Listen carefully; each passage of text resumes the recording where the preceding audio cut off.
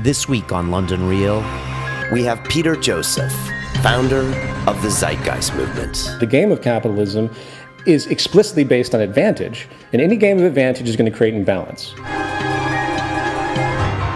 Things have changed, and things evolve, and sometimes evolution isn't pretty. There's so much foul play in this system, there's so much structural rigging in this system, that if people really knew what was happening, there would be an uprising overnight. But the banking system didn't fail, and I'm not convinced it's going to.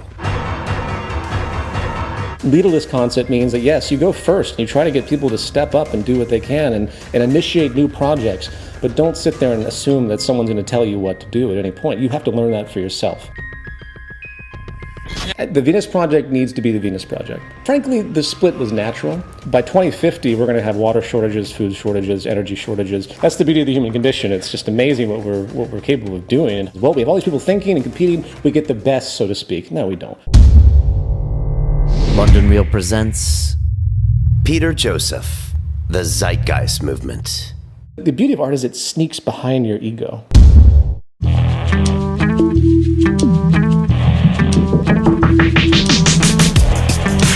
Welcome back to London Real. I am here at St. Paul's Cathedral in the center of London, England. And the reason I'm here is because exactly 3 years ago, I filmed one of the very first episodes of London Real here at the Occupy movement. And it was London's version of Occupy Wall Street. And this entire area that you see behind me was filled with tents and loudspeakers. They had their own library, they had their own infirmary, and it was organized and it was put together. And it was a serious protest movement for, at the time, what was called the 1%ers, and a lot of anti-capitalistic feelings.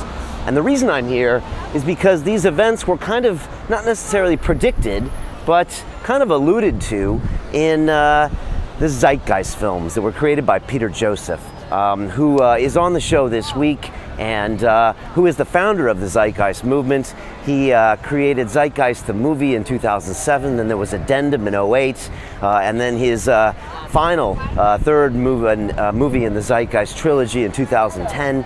And you could argue that those movies inspired what became the Occupy movements that also ended within, say, 6 months after that, but they left an indelible mark on the cities around the world, including this one. I think one of the officials here at St. Paul's Cathedral stepped down from his job because he thought the occupiers were not being treated fairly around here. And it's funny, I remember walking around here, and there was a real sense of energy here, and a real sense of protest, and people not really feeling what was currently happening. And that's what Peter's all about.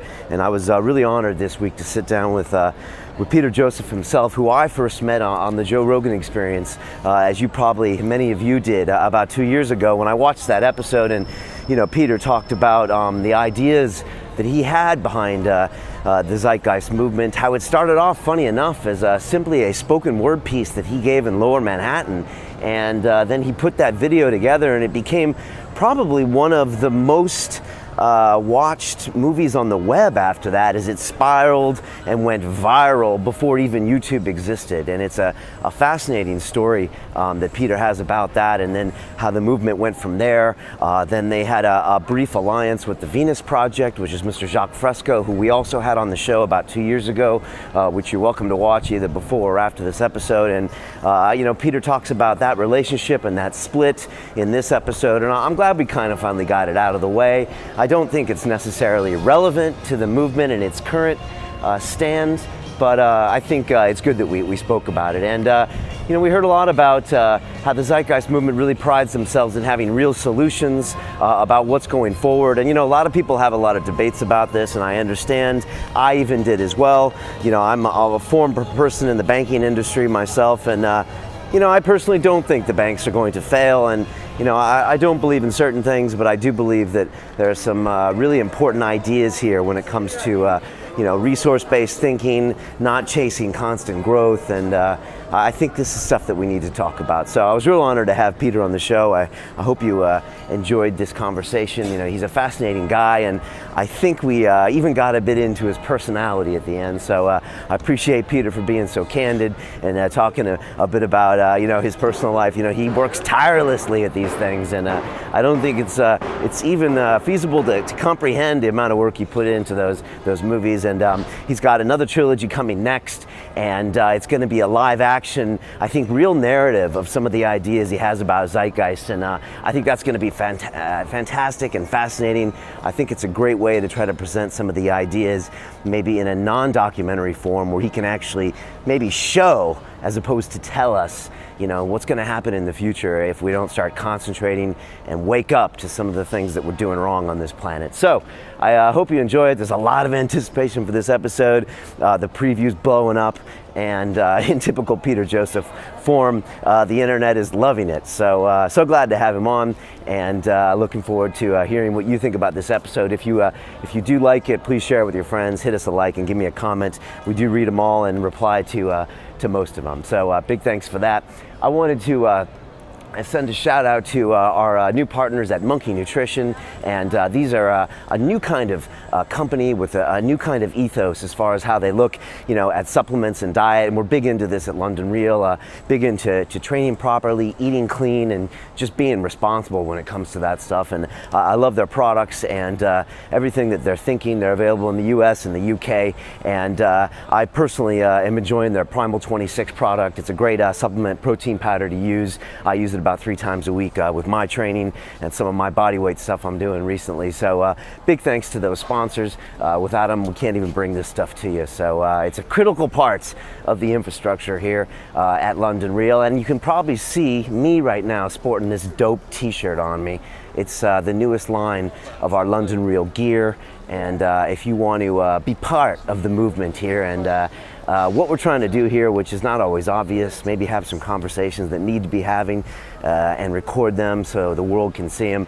But if you want to hook yourself up with these one of these bad boys, go to our website, londonreal.tv, click on the gear button. You can get one. They deliver them around the world, and it's a great way of supporting the show. Tell people what you're up to, what's going on in your cranium, as far as how you like to roll by listening to what we're talking about here. And if I see you on the street, man, I'll be very happy to take a picture with you, give you a hug and all that stuff. So thanks for that support.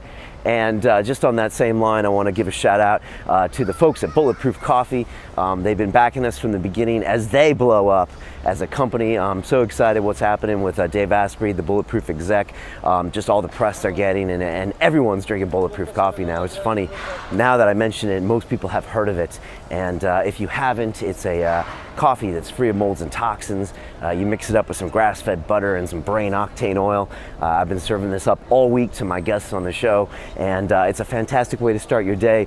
If you have to change one thing about your diet, change your coffee and see what trickles down from there. You might find that you start avoiding gluten and making some other changes. So big fans of what they're doing. Track your sleep. You can watch my sleep video if you haven't seen it before, and get your 8 hours a night. That's very, very important. So there you go. I'm taking my final round here around St. Paul's, seeing people relaxing here in the summer for London. As usual, if you want to hit me up with a guest idea or get in contact, it's Brian at londonreal.tv, and we're on Twitter, Facebook. The best thing you can do is share this video out to your people, give us a like, and give us a comment, and let people know what you're doing, what you're watching. Also, we're on audio on iTunes if you want to just listen to us and not see my my mug up in your grill every week.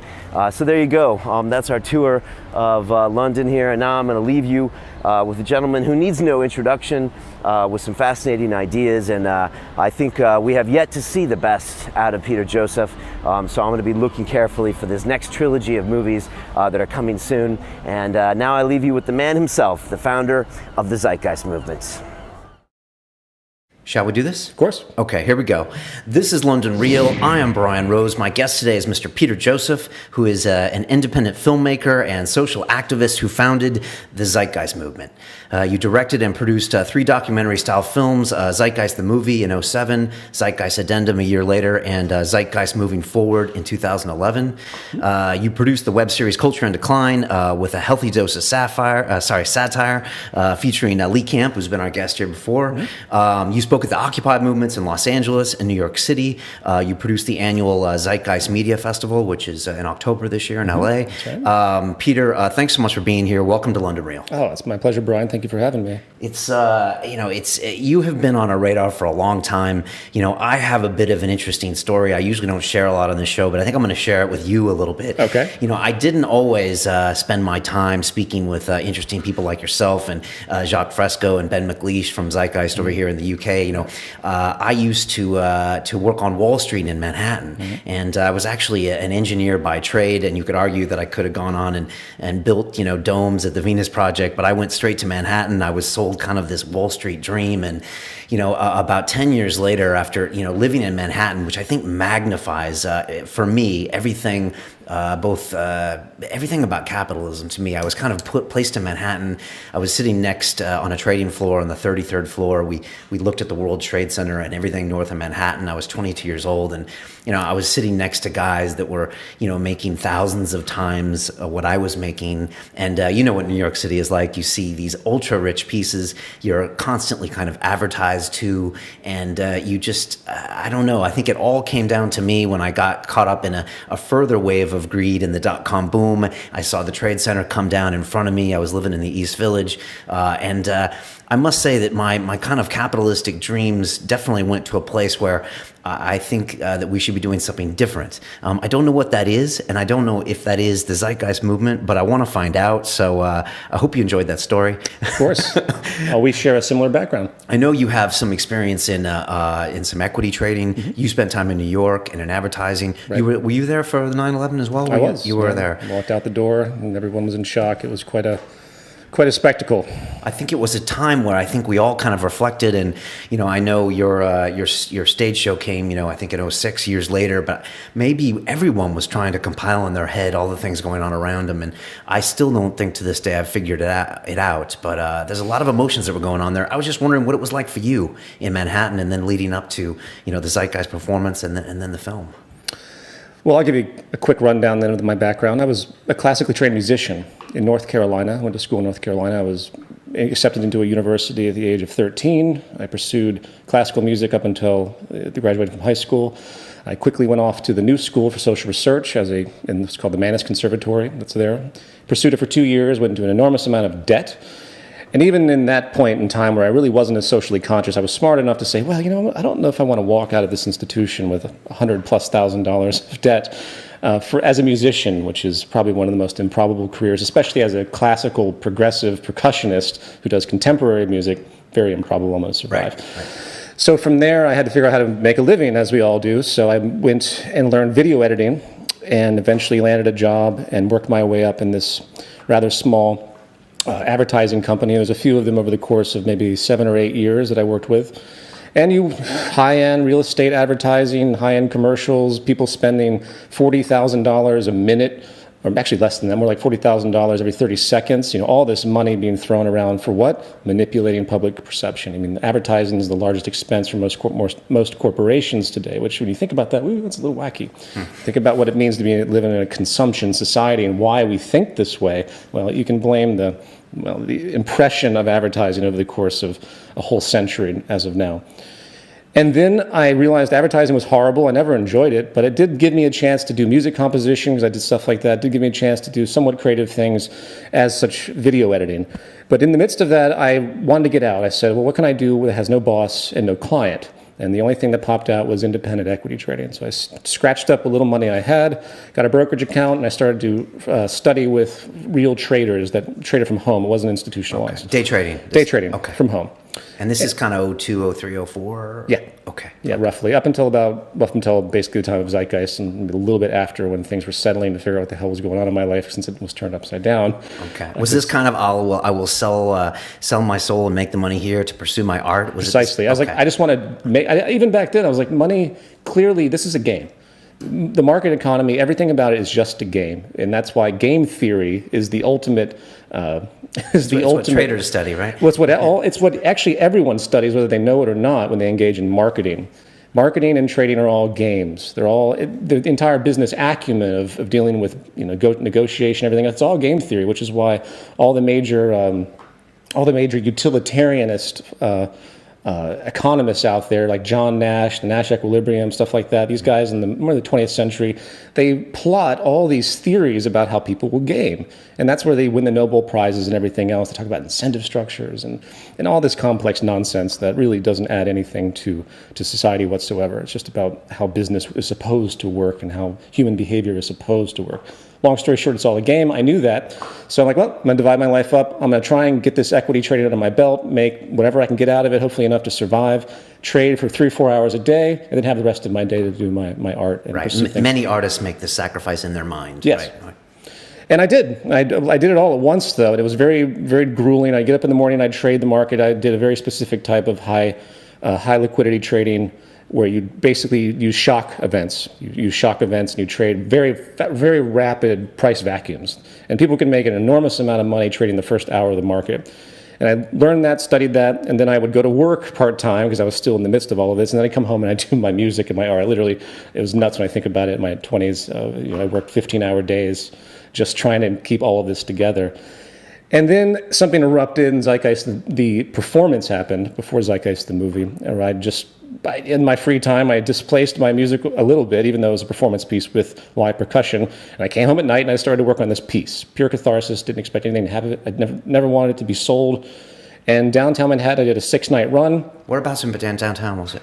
It was, I can actually name the theater. It was called the Access Theater. I still remember, a little black box, 50 people, kind of close to Chinatown. Okay. And it was a horrible walk up. It was ridiculously awkward to get to. Very cheap, obviously. Couldn't afford a nice theater. But it was just for me.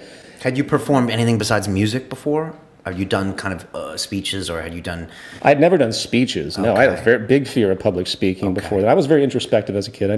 I did music, of course. You perform music, but that's very different from speech engagement. Okay. It comes from a different place. So as a performer, I guess I had some experience with that. Obviously, I did that for many, many years. So that happened, and I didn't think much of it. People came, a lot of frightened tourists that somehow stumbled upon the advertisements I put out, and many people just walked out right in the middle of it, as you might imagine. And then I put it on the internet at the suggestion of a friend, thinking it was over, realigning myself back to my advertising and trading, and it erupted. And the performance was called Zeitgeist? It was just called Zeitgeist. And was it a similar length? Was it 90 minutes? It was the full film that you see. Okay. That's out there today. I did an update in 2010 because when you make a performance piece, there was the kind of thing people don't understand what that work really was. It was a creative expression that was for a one-time viewing. It was for an audience where they go in, they see it, and they're like, "Holy Christ! What is all of this I've never heard before?" And then they step out and they're forced, hopefully, to have some kind of critical thought. They might not believe everything, nor should they. I mean, that's what critical thought's all about. There's a lot of gesture in that film. There's a lot of creative license, and it's deliberately so because at the very core of that work, it is a creative expression, less a documentary. But in 2010, when the whole storm came in and all the debunkers and all this stuff, no one got it. No one got the point of the film. So I went in and I made some adjustments to make it more documentary-esque. Okay. Because it was a performance piece in the beginning, and you would play that video while you're performing. I had a huge percussion. There's a photograph somewhere online of this big percussion setup with gongs and shit. Okay. And I had these 2 big screens next to me. Okay. And I'm performing, and I played all the lines, and there was some musical things didn't make it into the final score because it was all live, but I think the score's still pretty fun. And yes, that's what it was. It was kind of a vaudevillian concept. Okay. If you remember early vaudevillian film, they had live, amazing musicians back in the day in the early 20th century that would perform all the music that you would see on the silent screen. It was a beautiful art form. Right. Okay. So that's what it was based on. And then it erupted, and then the next year I made Zeitgeist Addendum as a follow-up because everyone said to me, what do we do about all this stuff? I'm like, well, all right, we need solutions. And I racked my brain, and that piece came out, and then roughly roughly less than 3 years later, Zeitgeist Moving Forward came out, and that closed the trilogy. Even though I did plan on making a fourth one, but I thought, you know what, this is exhausted. The Zeitgeist phenomenon has to close, at least in the filmic sense. And I want to make sure new ideas come forward without all the general association that currently exists with Zeitgeist, whether good or bad. That's why the Inner Reflections trilogy that I'm working on now and building out a soundstage in LA is so important to me, right? And this all happened at the same time when financial crisis was happening, kind of 07, 08, and YouTube was happening. I think you first put it up on Google Video, which is now shut down. Yep. I remember YouTube, you couldn't upload anything more than 10 or 15 minutes anyways in the early days. Exactly. I don't think YouTube was even there when I first did it. Might not have been, yeah. Yep, and that revolution had, there was a couple feature-length films and documentaries up at that point, and I was just shocked when you go to the Google thing and you'd see the top 100 and Zeitgeist stayed up there on number one, or actually within the top three. I remember for weeks and weeks and weeks and weeks, tens of millions of views immediately. So that was amazing, and it was also fearful because that was a performance piece for free that I didn't even charge the audience to come to it, and I had no legal clearance for anything in it. So now all the lawyers and all the people that saw themselves in it, I get all the emails and calls, and I'm like, oh my God. That's why my first name was Peter J. If you remember a long time ago, I went by Peter J. Because I was like, oh, I'm not going to release my name. I don't want anyone to know who I am because this is as illegal gets when it comes to distribution of media.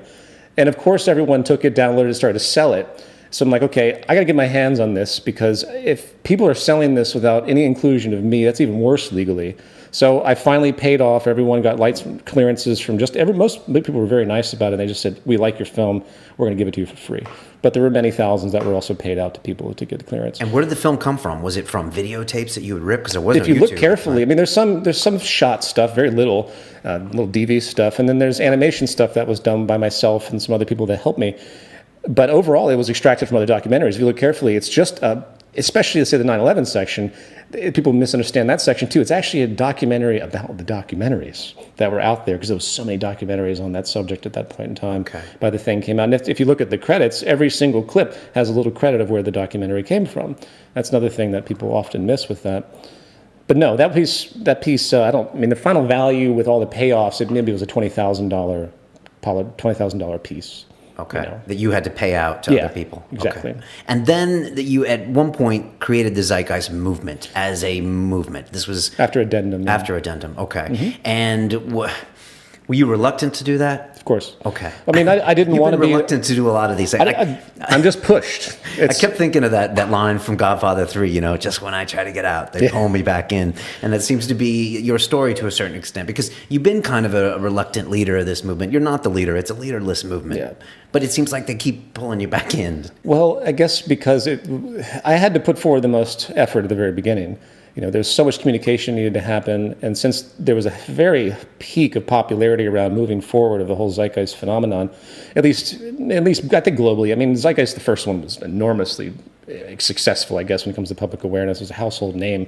Yeah. I could walk down the street, and a friend of mine used to torture me and he'd ask every single person on the street in New York, hey, have you ever seen Zeitgeist? And almost 90% of them said yes. Wow. It was crazy.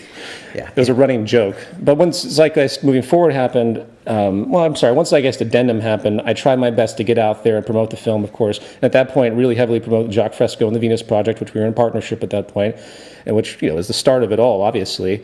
And then, being in that role, obviously people look to me for more guidance. They look to me because I've done the research. I've done so much. I've spent thousands and thousands of hours. It's almost, my mind just melts when I think about how much time I've spent, on things like books and the videos and the lectures. And so there's a confidence that's associated to me. They say, oh, there's an interview. Peter, you got to do that interview. We need someone that can actually talk about this, stuff like that. So, and I don't like it. But if you hadn't have done it, would it have happened otherwise? Or did it need you to kind of put this message out there? I don't know. I mean, that's to be decided. History, you can't really say what would happen if something changed throughout history per se. Things have so many different avenues. It's too complicated to think of. Obviously, I was the Zeitgeist guy, and I had to do what I needed to do and what I felt obligated to do because of all the pressure from all the thousands and thousands of people that wanted to see social change. And if The association to the Venus Project, of course, is worth bringing up because there was a communication problem I noticed immediately with the Venus Project's work and why they hadn't had much attention after 30 years. Right. So in '08, for the addendum, you featured Jacques Fresco in the Venus Project. Exactly. Right. Who's been a guest on our show about 2 years ago. He's 96, 98 now. And, you can say a lot of things about Jacques, but Jacques was doing this back in the day. Yeah. And you're right. He wasn't getting a lot of recognition at all. Sure. And it was just like Buckminster Fuller. Right. Jacques and Buckminster Fuller are a pair, even though people tend to see Jacques and they forget about the influence of Bucky Fuller on Jacques, which is very substantial. None of these guys, or you can even go back even farther to Thorsten Veblen, a tremendous economic mind, economist at Columbia many years back, who put forward the very basic principles Jacques talks about, who also was the main influence of what's called Technocracy, Inc., which doesn't really exist anymore. It might in some kind of weird pocket, in I think it's actually here in England somewhere now. But generally speaking, it started, and it was kind of a movement like the Zeitgeist movement during the Great Depression. It was all about scientific management, literally everything that's generally talked about. But the actual applications were not there. They didn't have systems. They had ambiguous notions of energy credits and using replacements for money, missing a lot of the nuances that make a lot of that stuff actually inapplicable, which we could talk about more at length. So the communication thing has been there forever because what is the market? It's constantly reinforcing the same values on all of us because of our own need to survive. I mean, it's a real luxury to think about social activism. Most people are trying, 1 in 3, a recent statistic in the UK, 1 in 3 are one paycheck away from eviction in the UK. Same in the United States. When you think about what it means to be, if I ran out of all my money, which I have very little putting forward this new film trilogy, I wouldn't be able to do this. So it's a certain luxury to have the time. I don't have kids. I have a girlfriend, but these things add in where it gets to a point where you can't actually pursue it because of the stress inherent to just simply survival and trying to keep things going. And that's something that needs to be brought up and why it's taken so long for this awareness to come forward, because it's terrifying to people. Okay. You mentioned Fresco, so let's just finish up with that. Sure. That came up in '08, and you were saying about the Venus Project awareness. And what happened there? As far as what, the split? Or as far as with the... How did it first come up that you wanted to include him in the movie? Sure. Originally, not many people know this, but Buckminster Fuller was the original solution for Zeitgeist Addendum. Before I knew about Jacques, the whole end section was going to be about Bucky's work. Because he really is the iconoclastic scholar when it comes to this, with all the literature he's produced and all the community efforts he's done with the World Game. I don't know if you're familiar with that, but it was a project that he put forward to actually have educational system, mainly universities, get together and figure out how to actually implement creating enough for all. A real technical approach. There was some ambiguity to it, which is worth addressing at another point. But he really tried, and he really tried to engineer and make this type of civilization happen based entirely upon technical efficiency, not market efficiency. He never went so far to talk about the grand redesign, but it was always implied in his work. So in other words, what separates Bucky and Jacques is that Jacques went forward and put it all together brilliantly and said, resource-based economy. If we put this all together, we can't use money. It's going to counteract everything that we're trying to do with efficiency. Fuller hadn't quite gotten there yet. But Fuller's technical contribution was actually larger because Fuller went into so much detail and went through. He was fortunate to have many grants and honorary degrees. He actually had a lot of respect, even though he was mainly ignored by the mainstream. But he persisted in the academic community quite well. And Jacques, of course, is distant from the academic community. So he was the original focus. But when I learned about Jacques, I'm like, wow, this guy's taking the same basic ideas, but he's actually a living. I can interview him, and he has an institution that's putting these things forward as best they can. Right. And for the first Zeitgeist movie, you had never heard of Jacques before. No. Okay. Right. Okay. And so no, I'd never thought about these ideas. Right. To understand, I've always been interested in society, interested in religion, philosophy. But I was never the kind of person. I was more George Carlin-esque. It's like, let's look at the spectacle, this freak show of our society. Look at how crazy and apathetic and the ridiculous beliefs. And I separated myself in an elitist way. That was my mindset back then. Okay. I was not trying to save the world, but I did have an outrage for it, and I did wonder. It did create angst. Obviously, or I wouldn't have made that film. And I think it was deeper in me than I realized. And once the Zeitgeist phenomenon hit, it really lifted out of me. Like, wow, this actually is who I am. This is what I need to do. I can't live with myself if I don't talk about this shit, because it's not right, so to speak. It's not. I can't. It's like having all these solutions for all this all these struggling people and not caring enough to apply those solutions and help them. And that's a basic empathic response. Okay. So my empathic response to society was very much energized with all of this. And then you had Jacques, you could interview Jacques, then you guys were kind of the activist arm of the Venus Project. That was for a while, and then that kind of fell apart. That fell apart, and I mean, I don't like to talk about this stuff because it creates divisive tensions between the two groups. But ultimately, there was a very childish reaction after moving forward occurred, where out of nowhere the Venus Project decided that the movement wasn't promoting them properly, even though the movement had facilitated their world tour. Jacques had been given every moment to speak to everybody in the movement. Jacques went publicly and said Peter Joseph in the movement knows nothing. He did a bunch of rather aggressive things, childish things in my mind, and I think they stem, unfortunately, from a kind of ego association. He felt like it was getting away from him because other people were promoting it, other people were sourcing all of this stuff that Jacques had. And why it bothered him so, I'm not quite sure. That's for someone else to decide. I don't really like to harp on that because I don't like seeing any more divisive stuff. Right. And I agree. And I don't like that people want to bring it up just as something to talk about. Yeah, I don't like the rubberneckers. But at the same point, I had Jacques here, and I asked him point blank what happened with the split, and he was like, no, it wasn't about this, it wasn't about this. And then I asked him again, and I think it did come down to a bit of an ego issue. He had done this thing all his whole life, and I guess if you look at a man's life work, and it's one thing to kind of promote it, and then when he feels like it's not going exactly how he wanted it, that's the feeling I got, that maybe he just wanted to take it back in. Sympathetically understand how much frustration he must have after so long and working so hard and trying to get this type of stuff across. So I can see it. Frankly, the split was natural. The Venus Project needs to be the Venus Project. Right. It's the think tank. It's Jacques' work. It has a kind of a detached element. It doesn't really merge with anything else. The Zeitgeist movement really tries to merge. We try to bridge.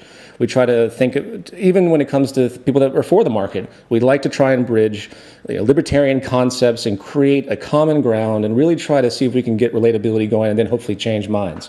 I don't see much of that happening in the Venus Project, which might explain why they were kind of dormant for so long. It took some kid to come along and throw them in a movie that was very controversial and had a very heavy communicative lure, as those films seem to have had, to bring them into focus for globally. And I'm very happy that I was a part of that.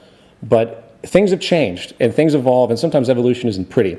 The Zeitgeist movement has evolved greatly. Our detail with what we describe and the type of research our lecture team and everybody, in fact, have come forward and put together just tremendous new ways of thinking about these ideas and specifics, design criteria, how to actually implement an algorithm to create this society, how to really think about what it means to be technically efficient on multiple levels. Systems theory is something that Jacques will talk about, but it's not given the detail. If there's any criticism I have of the Venus Project's communicative work, is that they're too ambiguous sometimes.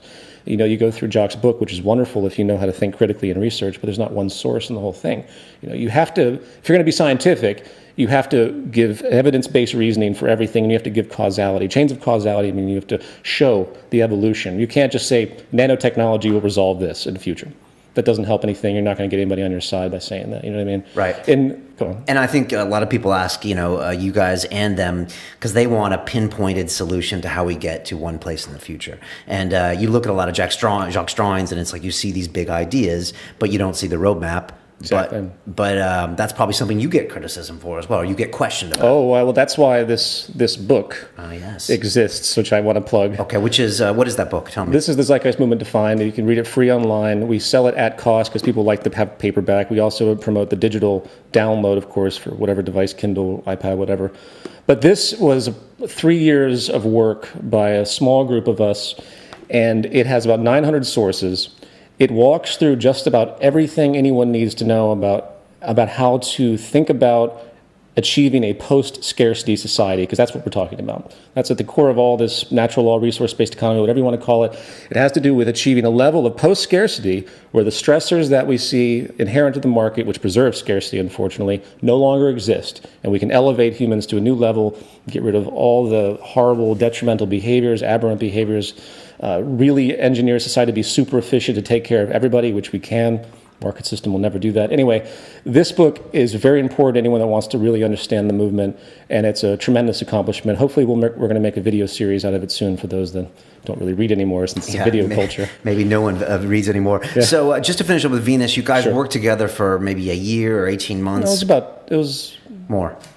10, 11, it was 3 years, roughly. Okay, almost. And then split. It might have been a natural thing and progression of the Zeitgeist movement. Anyways, does it matter at the end of the day that it split, or was it a big deal at the time? Well, at the time, of course, it's a very controversial thing. I mean, all these insults were thrown around. My feelings were deeply hurt because I spent thousands of dollars promoting them and helping them and doing things and spending all this energy promoting them, only to have it be thrown back in my face in a certain sense. Now, I don't like to harp on that because I can kind of understand the frustration again. And I was so burnt out when Moving Forward came out. I literally worked 20-hour days at the very end because the deadline had been set. I was burnt out. I worked probably 3 months, 20-hour days. I think I slept every 3 days. And I joked to my friends, I basically lived off of coffee and beer because of the stress. Those are the two extremes. That's pretty much all I had in my diet. Healthy, Peter. Yeah, I know. Well, none of it was. And once that thing was released, it was one of the biggest releases and independent releases in almost 400 theaters in 60 countries and 30 languages. We did all that at once. It was a ridiculous amount of labor. And I was so just gone. I didn't want to hear the name, the Venus Project, ever again, at least in my gesture of it. I didn't want to hear about the Zeitgeist movement ever again. And once that happened, came out, I heard criticism from them. They thought Jacques would be featured more. And I explained to them, we need a film that gives corroboration to these ideas. We need other scientists to come forward. You can't just make a film about Jacques or any singular individual and think that people are going to latch onto it. It's too guru-esque. Right. You have to get other people, other science, which is why I spent a fortune and I great liberty to talk all these scientists to come into this. There's about a dozen of them, very high-profile figures, to talk about the nuances that basically define everything that we talked about, but not alluding to the larger structure, because that's how academia works. They're not focusing on solutions in the larger logic. They simply keep it compartmentalized. You see that in evolutionary theory. You see that in behavioral theory, anthropological theory, in the study of violence, such as Dr. James Gilligan. I mean, he doesn't think about the fact that, this isn't a criticism of him whatsoever, it's just the general nature of academia. He talks about structural violence, which is a very important concept, most specifically that the more inequality or inequity you have in a society, the more violence you have. So what's the logical solution? Get rid of that inequity. What's the best solution to do that, given current means? Get rid of the market economy and create an equalized structure and create a new method for people to engage. But he never would go that far. So, that's the problem with what I find. I mean, there's all the answers are out there. You see it with Kurzweil, you see it with Peter Diamandis, you see it with all these great thinkers and engineers, but they don't put it all together. And I can talk at great length about how frustrating that is. And it's a kind of a mental block. I'm sorry to change the subject, but it's kind of a mental block that people have because they're so used to their general condition of dealing with money, especially if they're fairly financially successful. You know how hard it is to be financially successful in this world. And once you achieve it, you don't want to rock the boat. Right. It's just even that the cognitive dissonance of thinking about a world without this type of market. Well, I want to get into the basic tenets of Zeitgeist because Sure. a lot of people, the noobs, the one that you didn't stop on the street in Manhattan that I haven't heard of Zeitgeist. I want to break it down exactly what you're talking about. Mm-hmm. But just quickly, you talked about, for example, say not featuring Jacques in that movie, and it comes to this whole question of a leaderless movement, a movement with a leader. Like you said, you didn't want it to be about one guy. Exactly. Let's be honest, Venus Project is about one guy, and Zeitgeist is all about you not being that guy. And so you don't think a movement can really grow without it being leaderless. Is that right? Can you just talk about how a leaderless movement works, or why is that necessary? Let's define the term leader. Okay. In fact, my friend Jen Wilding, one of the coordinators in the U.S., she made a great point, is that a leader is simply about going first. A leader is having the courage to do something and give others the courage to follow. Not follow in the sense that blindly go and do whatever you're doing, whatever you say, but when you go first in some type of activism, just like Occupy, what happened? Somebody went forward and published an article, a very controversial one, about this little gathering that was going to happen in downtown New York.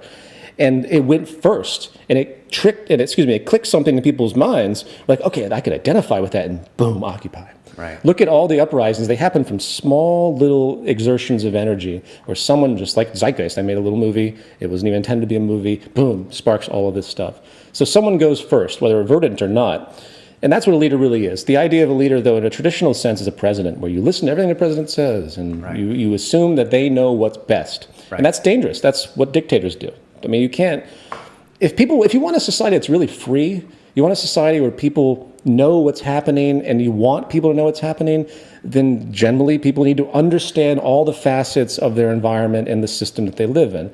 In this society, they don't want, and I say they not in a sense of conspiracy, but those that do reach the higher echelons of political and wealth gain, the last thing they want is an educated public by default. It's not to say, again, it's not a conspiracy. That's just the last thing that's needed because there's so much foul play in this system. There's so much structural rigging in this system that if people really knew what was happening, there would be an uprising overnight.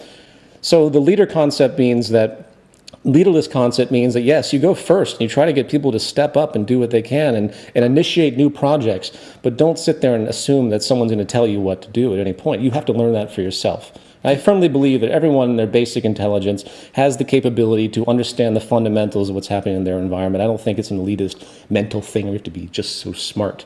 That's not true. Do you think it's lazy for us humans to try to sit back and to be like, oh, what does Peter think we should do now? What does Peter think we should do now? Is that ultimately not being self-sufficient or being a self-starter? Well, there's also one angle to it that's what you just brought up, and that's the idea of expertise, specialization. Obviously, I go to a dentist, and the dentist is specialized in what they do. So I trust their leadership, even though they're not really forcing me to do particularly anything except open my mouth, but I trust their expertise. If I was to engage industrial design, I wouldn't want to do that. I don't know, have the experience or the education to do that. If I had the principles for it, I would present those and I would go to somebody who's an expert in that field. That's the nature of specialization in human development. So, when you ask people for advice, that's simply part of the learning process. It shouldn't be a default dismissal of critical thought. It shouldn't be like, oh, what is Peter Joseph or Jock saying? Let's just do whatever they say. You take that information in, you evaluate it for yourself. Okay, and you have done a lot of research on this, so let's get into this. Sure. Basic tenets of the Zeitgeist movement for someone on the street in London that doesn't know what it is. What would you tell them? I would say that it's based on systems theory. I'm jumping to a more advanced stage because I think you know the principles. Well, you said the basic individual, but I think systems theory is what underlies it all. And here's the punchline. If we get away from this detached and anarchistic market system where everyone fights for resources and fights for their ability to create, and they work through this strata of interaction where no one's really listening to each other, everyone's trying to one each other up, they're hiding information. If we get rid of all of that and think about the world as one system, one architecture, one synergistic whole, and actually think about industry the same way, meaning, for example, universal standardization of all components for a given good genre. A car. I think in the future, cars will be phased out for the majority with mass transit if we were to go down sustainable paths. But let's just assume that we have the system we have now. We need a bunch of cars. There are thousands of varieties of parts for any given car. You have to go to different companies and different locations to order parts. I'm sure if you drive, you have the same problem if anything goes out in your car. The mechanics say, oh, we got to order it from BMW and wherever, in Switzerland or whatever. If you standardize an automobile, which as its basic function is very simple and you can make it extremely efficient and updatable, and it doesn't need to have the variety that's been generated through competition, then you'd have one car, you'd have an amazing amount of resources to fix that car all over the world, very inexpensively because all of those component parts can be mass produced with high efficiency because of what the nature of large scale production means. It means cost and resource energy goes down.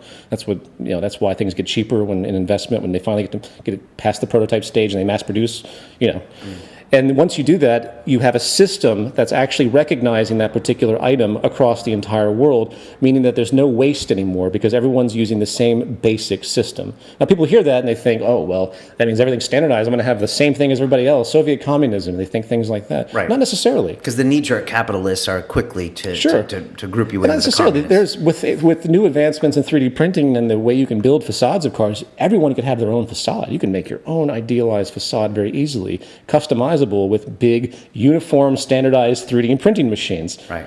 I mean, you're talking about system standardized protocols. It sounds a lot like the web. It sounds a lot like other major developments we've had. Right? Yeah. Okay. Computers are the worst. Computers have all sorts of components across all the manufacturers that are non-standardized. Film, I do film stuff. It drives me crazy when I go into a film shop. There are so many little parts and gadgets and adapters that are made in proprietary manners that are a complete waste of resources and time and energy. If you did that, systems thinking, you create a larger architecture, you create a holistic view of the entire architecture of society, and you work on that level. And once you do that, I'd say exponential increase of efficiency, I would say more thousands and thousands and thousands of times of efficiency increase would exist to meet the needs of the human population and beyond if we did that. Okay. And what does that mean for the human population? We become happier, we become healthier? If you remove, that's another level. If you were to get rid of the labor for income system, which is on its way out anyway due to technological unemployment, we have us being replaced by machines. Yes, exactly. Okay. Now, it's also a social imperative to replace people with machines now because of the ability to create an abundance. That's how it's actually happening. So the fact that we preserve human labor in the wake of these advents of replacing humans with machines, which do not need vacations, do not need all the things that make us human, that require us to continue our health, also removing all the dangers and everything else. Machines can run 24 hours a day, 7 days a week, especially if you really optimize the production and you use these standardized protocols I just mentioned. You really thought about it holistically, so you don't have to worry about all these different parts. I mean, the reason manufacturing fails today, even in the automation sector, is, again, because nothing's standardized. And that's a big part of it. You elevate human society to a new level. So you create this industrial level where we can do it statistically proven, it's in that book, where we can automate the majority of everything that we need to elevate society out of this epic period of our history where we have done nothing but try and survive through labor and income. Okay, so no more worker bees, and we all become creative. We become creative. Creative, okay. There's a great book, people talk about incentive a lot, and they think that if you don't have the drive of money, or competition, that you won't have incentive. And you've quoted Daniel Pink before. We've had him on the show. Oh, you have, good. Fascinating what he says is that one of his tenets or one of his observations is once people make enough money to be comfortable, that added extra compensation does not make them. Yep. Matter of fact, I think he argues it makes them less. Exactly. And the more you get, the more property you get, the more you're basically kind of owned, the more requirements you have, the more you need to sustain that level. And that's a cultural neuroses too, with built-in status and advertising. It's unfortunate. People think that they need to get more and more and more stuff. I envision a world where people have everything accessible within their community and they rent it, so to speak, even though it's not rental in the sense of currency. Right. And you live in a clean, mobile world. Just imagine not having, I'm moving right now into a space where I'm building out a soundstage, and I'm looking at all my stuff. I'm like, God, I can't believe I have all of Even this you stuff. have too much stuff. But it's the stuff I need. It's right. But I have film equipment. I'm a production guy. Right. And I can't rent this stuff because over the long haul, it's too expensive. You need to buy it and invest in it and then resell it. And that's how you sustain yourself when you buy any expensive equipment. I envision a world eventually where people actually marvel and they want no stuff. Right. They have access to it all. I think most people these days would admit that we do have this neuroses when it comes to the Western world with acquiring things and acquiring jets. And I mean, don't get me started if you watch a music video of what's important in this world. But I think even most people, you could sit them down and say, yeah, this has gone way too far. Yeah. And why not pool some of these resources and own less? There's these clubs in New York City where people try to own 100 things and, Fight Club, the things you own end up owning you. I mean, I think as humans, we're starting to agree that there is a problem. It's completely an unsustainable value system. I mean, do you have a hard time even getting people to admit, do most people admit, yeah, Peter, yes, we do have an issue here when it comes to our purest form of capitalism in the world? I think, again, it's hard to say. Okay. Not most people, I don't think. Again, it's a status association driven by a consumer culture. Remember, in the early 20th century, the mechanization, the Industrial Revolution happened, the late Industrial Revolution, and mechanization came in, the Great Depression hit, and everyone blamed mechanization. And it was partly true, but it was also the massive economic decline that happened because of the banks and fraudulent banking behavior. But it was all inherent to capitalism, and people, the theorists out there in advertising, people like Edward Bernays, they said we need a consumption society. We don't need people to think in this early American puritanical is the wrong word, but it was conservative. Early America did not have a status-driven need for property. It was more of a Christian, simplistic. Puritanical is the wrong word. There's another word I could use. I can't remember what it is, but you get the point. Yes. That value had to be created. And because what is our society? What is our economy? We have laborers, we have consumers, and we have employers. And money has to constantly move. It's like a gas pedal on a car. This is economic growth. This is 5% unemployment. This is 10% unemployment. Less money changing hands, right? So what is causing this? Buying and selling and creating and using resources and wasting energy and materials nonsensically just to keep the machine going. So with that, advertising came forward, and it's huge. As I said earlier, advertising is the biggest expense for most corporations now because it's really about social manipulation at this point. People have, in a lot of ways, especially in Western society, what they need. I would say there's a little bit of an argument to that, but they have the ability to get what they need, but they want more and more and more because that is what the culture has taught them. And it's required. It's required. If we didn't have that value, the entire economy would collapse. Right. I think the perfect example of that is De Beers and the diamond will last forever. Yeah. And I'm sure you know that story. And I think most people don't even know that 120 years ago, diamonds weren't even used for wedding rings. And it was this entire demand that was created by the De Beers mining company, where they taught everyone that you need to spend 2 weeks of your salary to put a rock on someone's finger. There's no secondary market. You never sell your ring. Perfect. I mean, and in the meantime, De Beers has been found historically to actually burn their diamonds in the background years ago because they wanted to maintain artificial scarcity. Right. So if you have too many diamonds, price value drops. Now that isn't the way you achieve an abundance or post scarcity. It's the exact opposite. So the market, back to the book and what the movement's about, is that it recognizes that the market economy has reached a point in its evolution where it's working against everything that supports good public health and ecological sustainability. It's really destabilizing society. All of the uprisings you see, even though there might be religious fervor and ideological fervor, but really underneath the surface, it's about scarcity and resources and deprivation. There's very few affluent cultures out there that are willing to go to war with each other, even though they might disagree on their belief system. That's been the case even since the Middle Ages. If you really examine closely, even the Crusades, underneath the surface of that was always land acquisition, was always resource theft. Right, a power grab which is the nature of war. We went to Iraq to steal oil. We went to Afghanistan to run a pipeline and to also secure a lot of mineral resources that were there. All of the U.S., all of the imperial interests of the West have been the same, more or less, just like the U.S., just like London and British Empire, the British East India Company. Right. They were the corporate head of all the thievery and enslavement that we saw in that prior multiple generations ago. I mean, you can track a lot of all warfare really to power plays and that are based on economics. I'm not convinced that we're in Afghanistan to get minerals. I don't know how the hell we'd ever get them out of there. Well, it's drugs too, but... and I think it's also a power play that, just keeps America... It's also geopolitical strategy to maintain a body of people in there to preserve whatever we need to maintain stability for ourselves and our industries. Absolutely. All you have to do is read a Zygmunt Brzezinski, I can't say his name. Zygmunt Brzezinski. Yeah, I can't say it. He wrote The Grand Chessboard, and he details everything that the U.S. is doing right now. He wrote it in the 1990s. Right. Anyway. I think there's countless examples. I mean, you look at genocides in Africa and the U.S. didn't get involved. Well, there wasn't necessarily an economic reason to get involved. And you can kind of go on and on. Resource-based economy, resources in the world, how does that come into Zeitgeist? And then money. Please talk about money. Well, it's a train of thought. Okay. Well, if you follow what it means to be sustainable, what it means to create positive public health, what it means, again, to create ecological stability where you're not violating what's called dynamic equilibrium, you're not overforesting, you're not overfishing, which we're doing all of these things right now.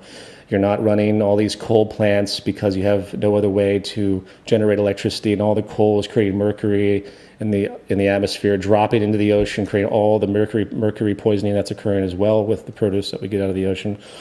When you look at all of these behaviors and you look at how they're linked, you establish two trains of thought. First, you see the market train of thought, and the market's not going to change. It is the leading cause of death on the planet Earth at this point.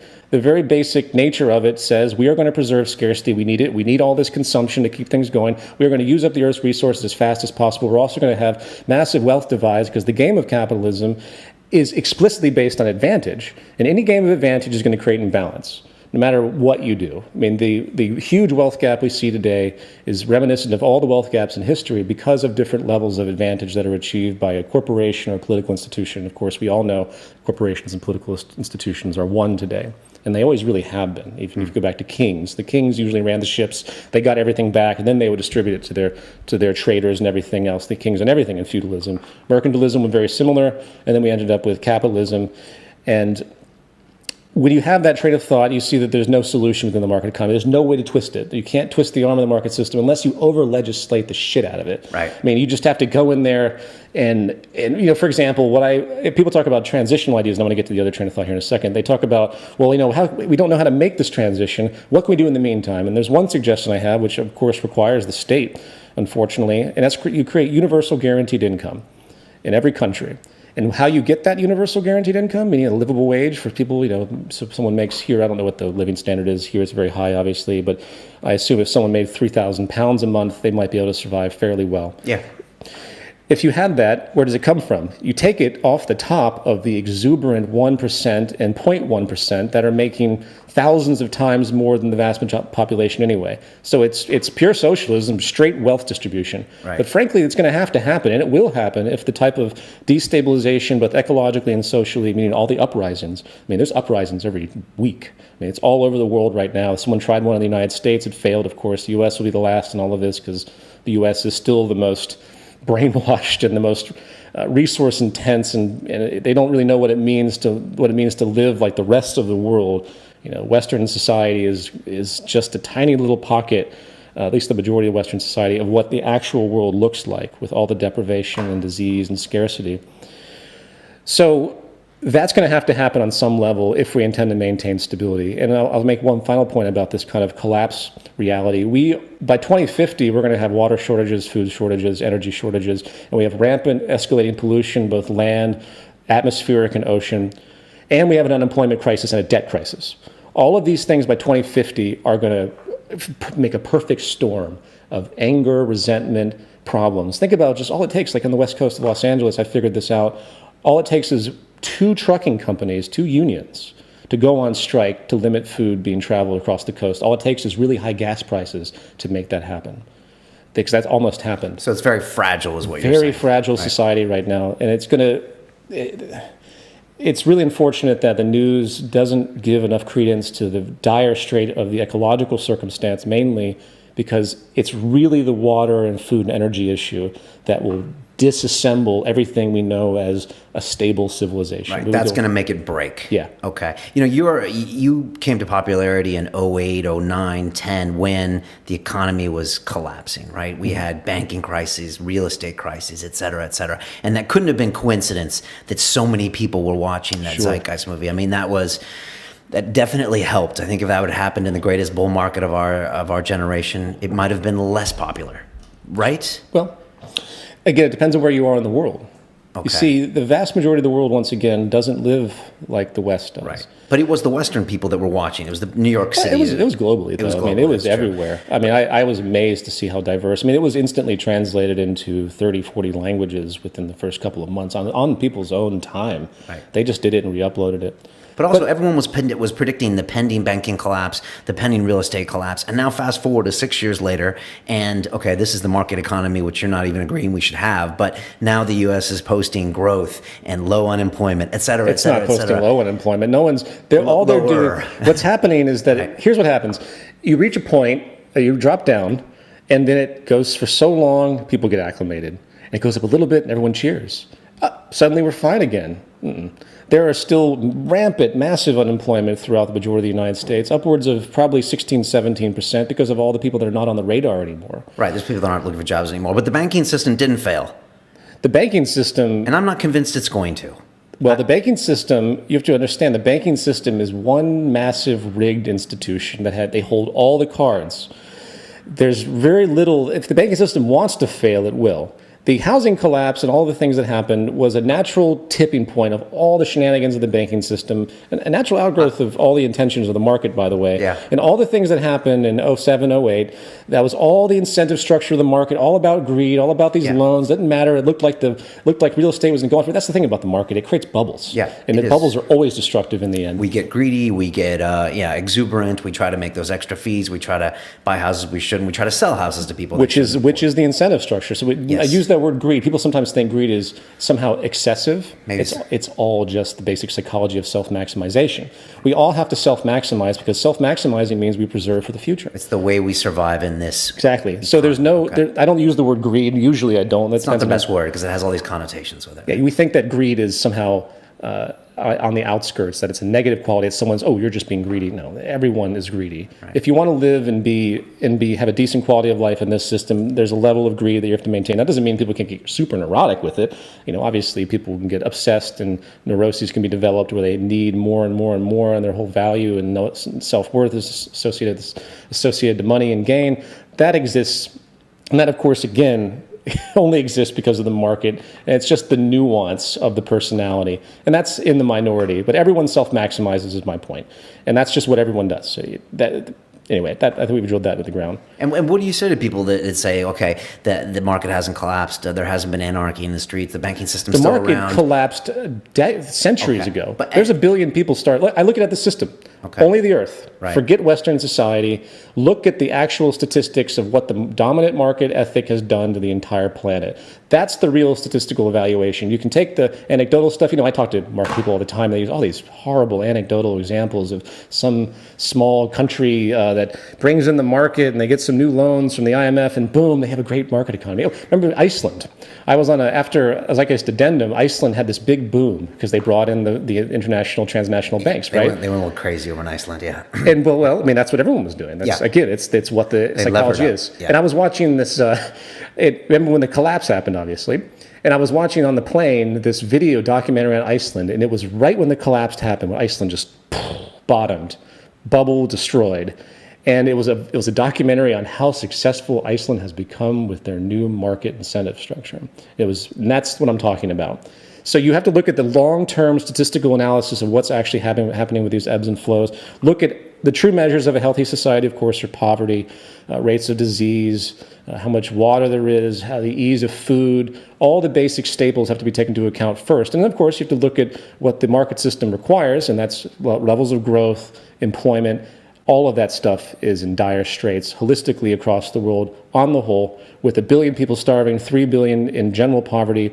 We have the third world right now is doing what China's done. China has 16 of the most polluted cities on the planet. Why? Because they've been using older industrial methods, mainly based on coal and all the stuff that we used to do, that we eventually kind of evolved out of.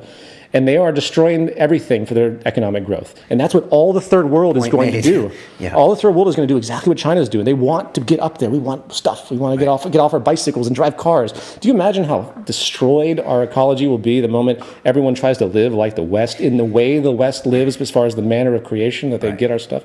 China embodies almost everything bad about emerging capitalism. It's just let's pollute, let's sacrifice our resources, let's do everything to create more capital. Yeah. And it looks like a bunch of ants, like they don't even know why they're doing it. They're just trying to build a bigger anthill, and everything gets sacrificed along the way, including the health of your baby because of the river water. I mean, it seems almost preposterous. To hear the stories. But it's not. It's totally expected. Okay. I mean, this is just what the system is. And it's only in America and the UK and the West. We've learned our lesson. We have high regulation, and we're trying our best to collar all of the natural inclinations of the market. And we're doing that, and there's some, the EPA, that was very comedic, though, where the Congress went against the EPA a little while back because the EPA, because of their new standards, were restricting economic growth. I'd laugh my ass off when I heard that. It's because they don't give any ecological concern. The whole world hasn't realized we live on a finite planet, a habitat that has to be respected and maintained balance with. And we can't, and back to my point about this market train of thought, you cannot have a consumption economy and ever expect it to be sustainable. Ever. Okay. You can't focus on that. You can't focus on growth. You can't even focus on the very mechanics of the market. Some people I know, even Max Kaiser said that we live in a growth system. It used to not be a growth system. That's not true. It was always a growth system. It just had different tiers. There used to be more stability. But now with everything that's happening with technological unemployment, namely, and all the efficiency and all the stuff we can make rapidly, we need to get people to buy this stuff. And that's where this growth concept has come in, because if you don't have growth, you don't have employment, you don't have purchasing power, and that whole cyclical thing just slows down, which it's going to anyway. Right, and it sounds like a mess as you describe it that way. What does the future world look like if and when we make this transition? Well, let's go to my other train of thought. Okay. So I'm sorry to be so long-winded. No, this is an interesting topic. The other train of thought is what defines ecological and social sustainability. And these are concepts that were never talked about 100 years ago. We have always approached the earth again as an inventory. We never thought the Native American culture was the closest to any sustainable culture as far as their philosophy. Native American, namely on the western side, they always respected nature. You don't pee in the stream that feeds you, that you drink from. You had a very deep respect for the environment. That was quickly lost in the world we have today, but they're the closest of all the earlier societies that I think that our work relates to, even though we're high tech, so to speak. So what creates social and ecological stability? Ecological stability demands equilibrium. It demands efficiency. The definition of economy is efficiency. It means doing more with less. Buckminster Fuller came along and said, we can do more with less at an ever exponential increase. What that means is that we are able to, a satellite is it's a pretty big object that can connect people, connect communication on multiple levels, internet and cell phones, right? Think about how hard it would have been to run arduous copper wire all around the world as we did, but I think compared to this little satellite. Mm-hmm. So there's less resources, less energy put into it. You can manufacture these things through automated means, less human labor, and yet it's so much more powerful than all of the arduous copper wire and the deaths and everything that would go along with trying to install all that stuff. That is ephemeralization. That's the big trend. That needs to be, that's the big reality that we have to be able to come to terms with as far as achieving post-scarcity. And we have to hone in and we have to make that phenomenon as aggressive as possible right now. We're going to have 9 billion people by 2050. It's a race against time given all the problems I just talked about. So this planet can sustain 9 billion people if we do it right. Absolutely. It can sustain more than that. Okay. When you look at the efficiency ratio comparison of what we're doing based on what we could do, like that car example I gave.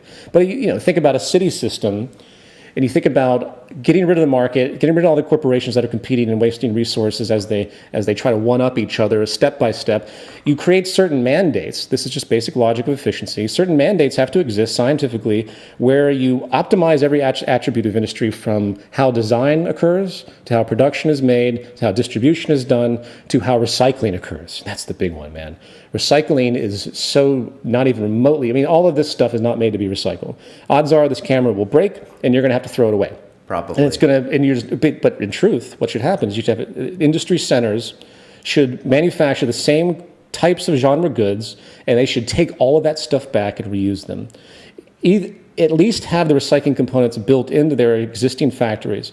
I often talk, again, back to transition. This relates to the point maybe other people can relate to more so. Imagine if Apple said, we will guarantee everything we make for 10 years. If it breaks or anything happens or you need to upgrade, return it to us within that time span and we'll give it back to you.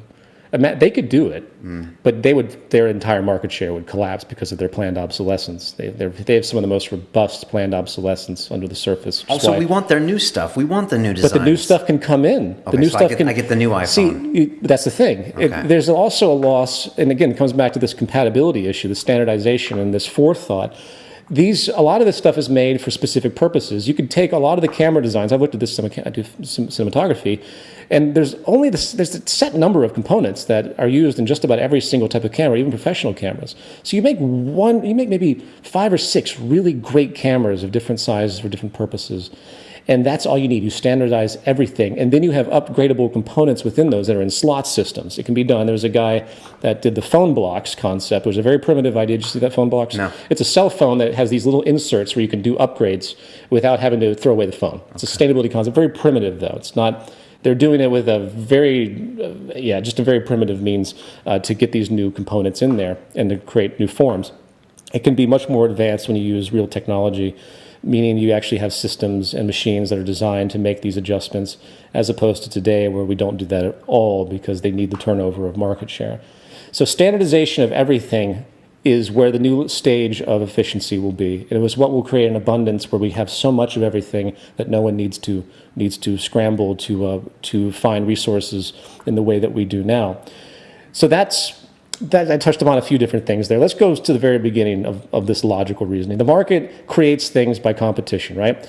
You have people sitting in little rooms and they come up with a cell phone design and they know what other people are doing. They say, oh, this camera phone just had, 7 megapixels. We need to get our camera updated to 7 megapixels to compete with them. Right. And they do this game throughout the whole competitive. It is highly efficient, the market system, you must say. For what it's trying to accomplish, it does it efficiently. No? Not as efficient as it could be. I'm just saying, because if you have these protocols where you're suggesting in the future where everything, is designed to be interchangeable, whoever tries to mandate that or make that call, that system might be inefficient. I'm not making it communism. I'll explain. Okay. Imagine if you took all the cell phone companies and you took all the engineers, there's probably a couple dozen now, cell phone companies, put them in a room and put all their heads together at once.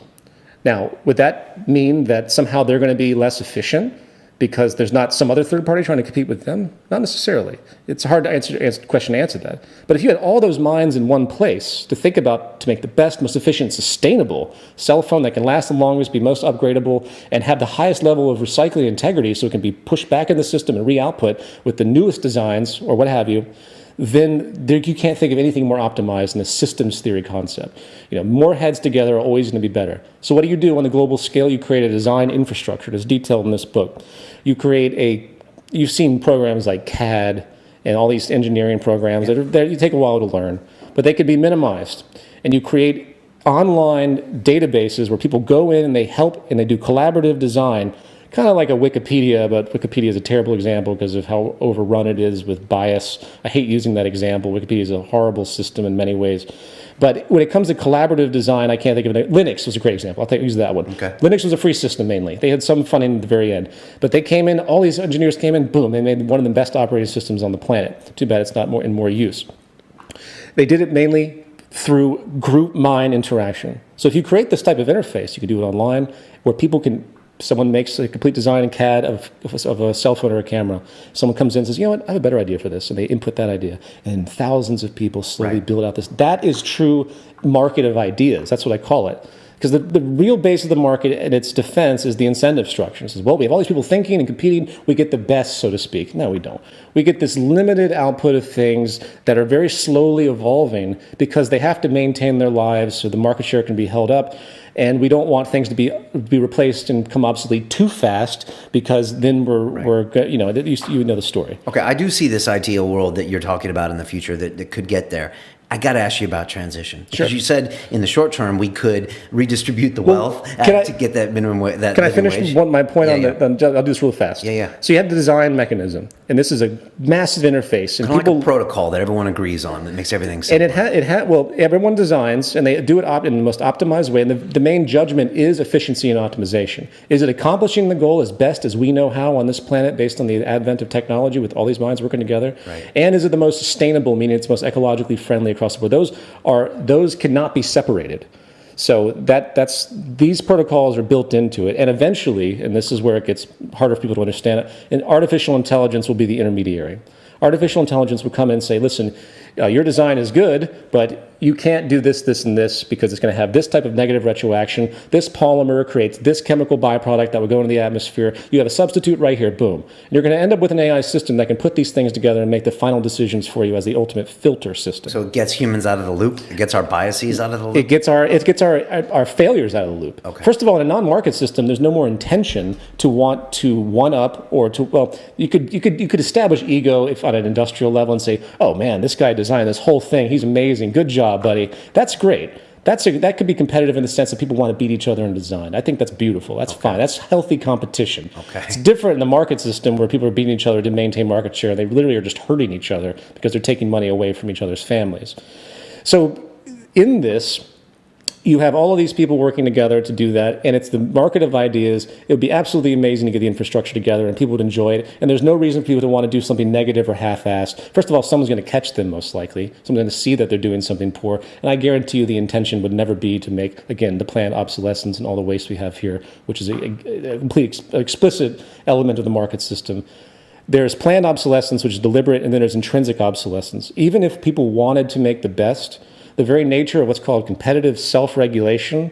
All that simply means is that in the battle of competition, everyone's looking for cost efficiency, and no one can make the best because everyone has to save money. And the moment you try to do something a little bit better, someone else is a little bit cheaper, and the public doesn't know any better usually, so they're going to have to undercut. Right. They undercut. So you can't do it. It's impossible. Everything is obsolete in a certain sense the moment it's produced in this society. On to production. You centralize all production. What's happened in the world is we used to talk about means of production, socialism, and capitalism. The difference between the two is who owns the means of production, right? Communism was owned by a private clique of people, right? It was supposed to be owned by everybody, but in historical practice, it never was. It was an elitist group of people that basically got a round table. Right, Russia, for example. Exactly. In capitalist production, of course, the free market, as it's called, you have the interaction, the constant gaming strategy that's occurring between corporations. What you need to do is you create an integrated system of production. Excuse me, I want to reiterate this point. The means of production has changed now because of 3D printing and because of automation. Basically, what's called capital goods, which are the machines that produce our stuff, capital goods, it's been merged into consumer goods and to automation of labor. So automation of labor and consumer goods like 3D printing, where you can actually have a production facility at home, have merged together. And there's one other thing. I'm sorry, my jet lag. My point being is that the entire concept of the means of productions has been deflated because people can have the means of productions themselves in the form of consumer goods in their own home. And it's becoming increasingly more prevalent. People talk about 3D printing all the time as the way of the future, where people no longer buy cameras, they buy machines that make cameras and all sorts of other electronics of such. You see this in some towns. They have 3D printing hubs where you can go and you can actually send your 3D printing object. It's very primitive at this stage, but they'll print it for you. And so that's really a small means of production that is existing independently. And the possibility of this is so vast that eventually, just like you have a printer and you send something to print, you're in charge of that means of production, of that paper coming out with that idea on it. You're going to have centers, and this is the idea in the Zeitgeist movement, where you send all of your designs, where all of industry and architects and engineers, they go forward and they send everything to the central hub of automated production. There are people overseeing it, and I want to eliminate that fallacy right now. This isn't a society where no one works. People are going to want to contribute creatively, obviously, and people are going to want to make sure everything is functioning just like they make sure things function in their homes. But we won't have to work. That's what we're getting to. No, there will be requirements in what you call the domestic economy. The domestic economy are things that mothers do. The domestic economy are things that you do around your home to make sure that your living space is clean. The basic survival that all of us have and the keeping things well equipped, that will be extended. It'll be extended into the system of production and commerce because that's what you need. Why would people not care about the systems that I've just described to take care of them? Because that's where they're going to get all of their stuff too. So self-interest in this model becomes social interest. It's one unifying mechanism. Okay. Now I'm going to move quickly to distribution. I'm sorry, I'm jumping quickly. Because I got to hear about the transition here. Ryan, that's a conversation that I'm probably not going to have the answers you want. But distribution is the same mechanism. It's easier for distribution because once you have these production centers that can produce mainly anything, and it's localized, by the way, no more globalization. Everything is done locally as much as humanly possible. And with the nanotech revolution, which will eventually happen, it will make it a lot easier to do this, and you won't have to extract minerals and resources. But even without nanotechnology, you can still bring these things in locally and deal with distribution, which simply has to do with bringing things to people and create an infrastructure where you don't have mailmen and delivery men, where people can go to their local hub and just get it themselves. You could create pneumatic tubes in people's homes where these prepackaged systems come in. You order something, it comes your way, and it's in a biodegradable container. You send it all back. No waste in packaging. All of those things come into play. Distribution is very, very easy. You call it a proximity strategy if you're to think about it in a logical sense. Okay, I'm sold on that. Are you going to tell me about transition or not? Okay. You don't have to give me all the right answers. I just want to know an idea of, because we talked about redistribution of wealth as a temporary way of doing it, but the big transition, is it going to take some anarchy to get there? Here's what I think it will. Here's what I think will happen. Well, and that's okay. All transitions are kind of ugly, unfortunately. Right. But here's what I think will happen. Once, maybe, if things go with the exponential increase of information technology, which turns into applied technology, we are going to see this revolution of 3D printing and the like fairly soon, and maybe in 2 decades, if it's not too inhibited. And same with other automated facilities, automated machines for different purposes. Everything will get smaller, and eventually you're going to see a high-tech set of communes emerge on the world. If the market system stays in play, you're going to continue to see the economic decline, and people are going to get more and more desperate. Either they're going to rise up or they're going to get out. Just as we've tried to do, different pockets and communities have tried to get out for God knows how long. I mean, there's still communes all over the world. Off the grid, is that get out? Off the grid is a good way to define it, but not off the grid just in the sense of water and electricity. Meaning they're going to go and they're going to start their own society with this high-tech technology. Okay. And because the technology is so efficient, and because the ability to use resources in such an efficient way will exist in this technology, the need to get lots of resources from the external won't be even remotely as much of an imperative.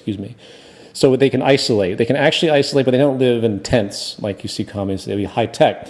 They'll use different forms of, there's lots of technology out there I could talk about that people have been talking about for years that will eventually come to fruition outside of 3D printing. There's modular home construction. That you basically create a machine that can do modular home construction, and then you create varieties of it through CAD engineering, and you can have printing machines build all your homes. You can have geothermal energy in most regions in the world. Once the technology happens, we can go down far enough into the earth, and it's no longer inhibiting with some of the destabilization that happens, which is EGS is a big new technology out there that can do that. So Long story short, yeah. People will go out and they will start to develop their own off-the-grid communities, but in a high-tech way. And once that happens, and by the way, this kind of goes into my film, because I'm going to depict this transition. Okay. I'm hesitant to give too much. This is the new series. The new series. This is the Inter-Reflections trilogy. Yeah. And I'm not going to give too much away on that, but I'm never give too much away. The reason I don't want to say much is because it's so related to this film trilogy that my transition is the biggest interest for me. But I do believe that this is what's going to happen. And once a nation, because we'll still have this nation sitting there, once all the deprivation occurs, a nation will step up and say, this makes perfect sense. We don't need to listen. We don't need to abide by the globalization rules and the market ethic and the banking system anymore. We are going to do this on our own. Do what they're doing over there because they got it right. Exactly. They're going to start it. Okay. Someone will start it independently, and it will carry forward in principle. And I think a nation, probably a Latin American nation, which has a lot of abundant resources like still. Costa Rica or something. Sure. We'll go there first. And they will block themselves off, and they will do it. And they will set the new precedent. And here's the thing about human psychology. There's an old Louis C.K. Joke that I saw recently. And he's becoming so famous. He is. He's smart. He's a smart guy. Yeah. He has an underline of social awareness that he never quite gives away, but I really appreciate it when it leaks through. He's very subtle, isn't he? He is. He talks about being on a plane, and the guy there's internet on planes on most domestic flights now, and it was out on his plane, and the guy next to him got all huffy and upset, and Louis responds, he's like, we're sending satellite to space and back. We're flying on a plane, moving hundreds of miles through the air, and we just got internet on the plane, and this guy's already complaining about not having it, as though it was always there, as though the guy is so deserving of it. But there's an element of human psychology they're very true with, and the moment people see this type of transition idea, and it's in motion, and see the way the world could be, they're going to expect it. They're going to want it because they're going to know how much easier the lives will be and how much more productive and how much safer and their kids. It will be almost instantaneous realization that this is what we need to do. A bloodless transition. I see blood. Well, I don't know what's going to happen when obviously the establishment will fight anything as they have when it comes to people separating. And the ultra wealthy will fight as well, or not, or will they see the light as well? It depends on how it's done. If the communities are harassed, meaning as I think any country out there that tried to do something different, from my second film with John Perkins, he talks about all these socialist countries that were really trying to redistribute wealth, and then the corporatocracy came and assassinated leaders and said, no, we're not letting you do that. We need your resources, and we're going to take control. This could happen. The whole Russian experiment was just, the West was just on high. We're not letting you do any of this because this is our way of life and this is our power structure. Right. So we're going to make sure this is destroyed. Right. We'll fight communism in Cuba and Vietnam. Exactly. That propaganda was arose. Anything counterculture, anything not the market, basically has been labeled communism and therefore evil, Hitlerian, whatever. Yeah. And that propaganda will probably exist in this world. But if it's done in a way where no one's offending anything and it's made public, the good thing about the world today is everything's on camera, for better or for worse. And you can see what's actually happening pretty much everywhere. And I think that people won't stand for the abuse of a lone, quiet colony of people that want to simply detach. And they've already bought their property from some country in the South, in Latin America, South America, and they're doing this. And then eventually the country again sees the merit, and they step up and they apply it. And that's when national tensions will happen. I can't say what will happen at that point. But that's the way I think that's the logic of it will be just that. The imposition of the solution and people waking up and seeing the merit of it. And the biosocial pressure of all the failures that I mentioned earlier, they're going to force something. 2050, huh? I think 2040, 2050. If trends remain the same, it's going to be a very ugly. I think that's a reasonable estimate. I thought PB might say 2025 or something, but given that things are always slower than we imagine. And cost more. I hesitate from being predictive like that, but if you look at the trends, and again at the very end of this book, there's a whole chapter dedicated to the current trends. Okay, and it's ugly. You're in LA. You seem like a New York guy. What are you doing in LA? It seems like a crazy place. I'm from Southern California, but I can't stand LA. It seems like there's so much media, there's so much madness. Well, what are you doing out there? Do you like it? I like the people that I've become friends with that help work with the movement. The movement in LA is very robust. They're a very healthy group, and they do a lot of great stuff. And of course, as a film producer, a lot of resources are there. Okay. So I'm there. I wanted to be on the West Coast after living in New York for 14 years. And LA was my initial attraction. I had a lot of friends there. I didn't think I was going to stay very long. I've only been there a couple of years as of now. But I'm building out a little sound stage to save some money in the long run from renting sound stages because they cost a fortune. So I'm going to be there for a little while longer, but I'll probably inch to a less populated area. I mean, LA is the most efficient city probably on the planet. Right. Just the traffic alone is the ultimate spectacle of what bad design is, that city. So anyway, do I like it? It's because I like the people and I like the weather. But, right. Nah.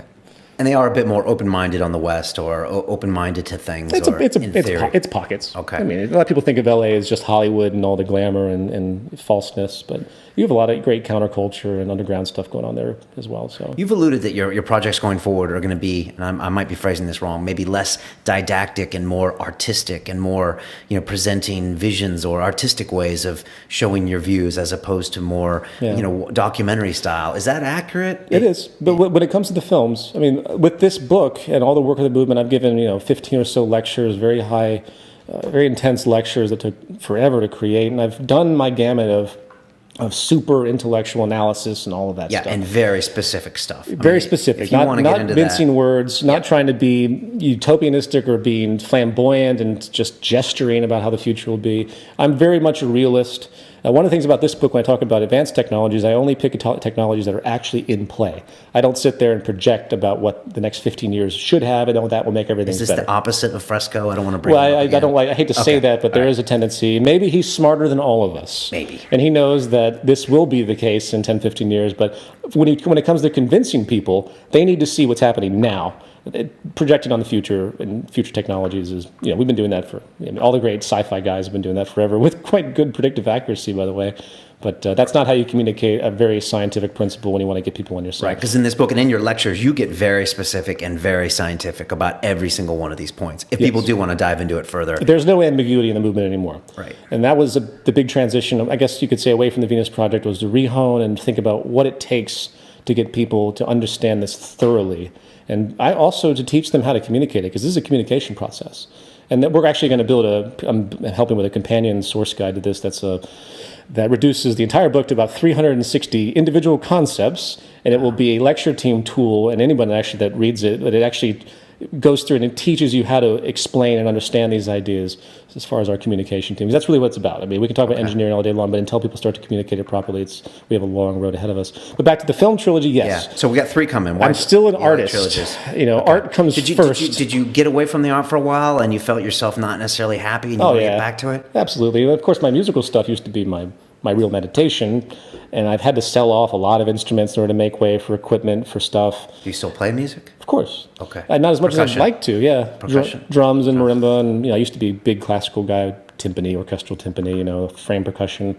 I ran the gamut. It was definitely, it still was my passion, but I can't torture myself with the huge gamut. I mean, percussion is anything, it's anything can be a percussion instrument. It's mind-numbing when you see a guy play a guy in Southeast Asia. He's an expert virtuoso on a little leaf, And I've seen this on YouTube, and the guy can play a leaf like there's no tomorrow. And you're like, oh my God, how can they do that? That's the beauty of the human condition. It's just amazing what we're capable of doing and honing in on. But anyway, so the film trilogy will be less of an intellectual expression, and obviously more of an artistic. I really want to get under people's skin with this and get them. The beauty of art is it sneaks behind your ego. You don't quite know what you're doing. George Carlin was the most brilliant because he got people to laugh at themselves without really knowing that they're laughing at themselves yet. He just planted these seeds. And the comedy and entertainment, well, not entertainment per se, but comedy and poetry and the specific, high integrity arts of really communicating something and using ambiguity and using values and using pop culture things, all that stuff is wonderful. Unfortunately, on the other extreme of that, it's propaganda. So there's always that dividing line between art and propaganda, I'm sorry to say. And that comes in a lot of ways down to the people. My books have been called straight propaganda, which I think is hilarious, considering that all it is presenting an angled view. It's saying, yes, I believe this. And that's why a lot of politicians or a lot of economists out there that do have different beliefs, they won't actually put them forward because they're afraid of looking like they're angling. I should say that more about economists, actually. I speak with a lot of great scientists as well. Scientists and economists that do understand the flaws of the market, they're terrified of actually angling their bias because of the labels that will be thrown on them. You know what I mean?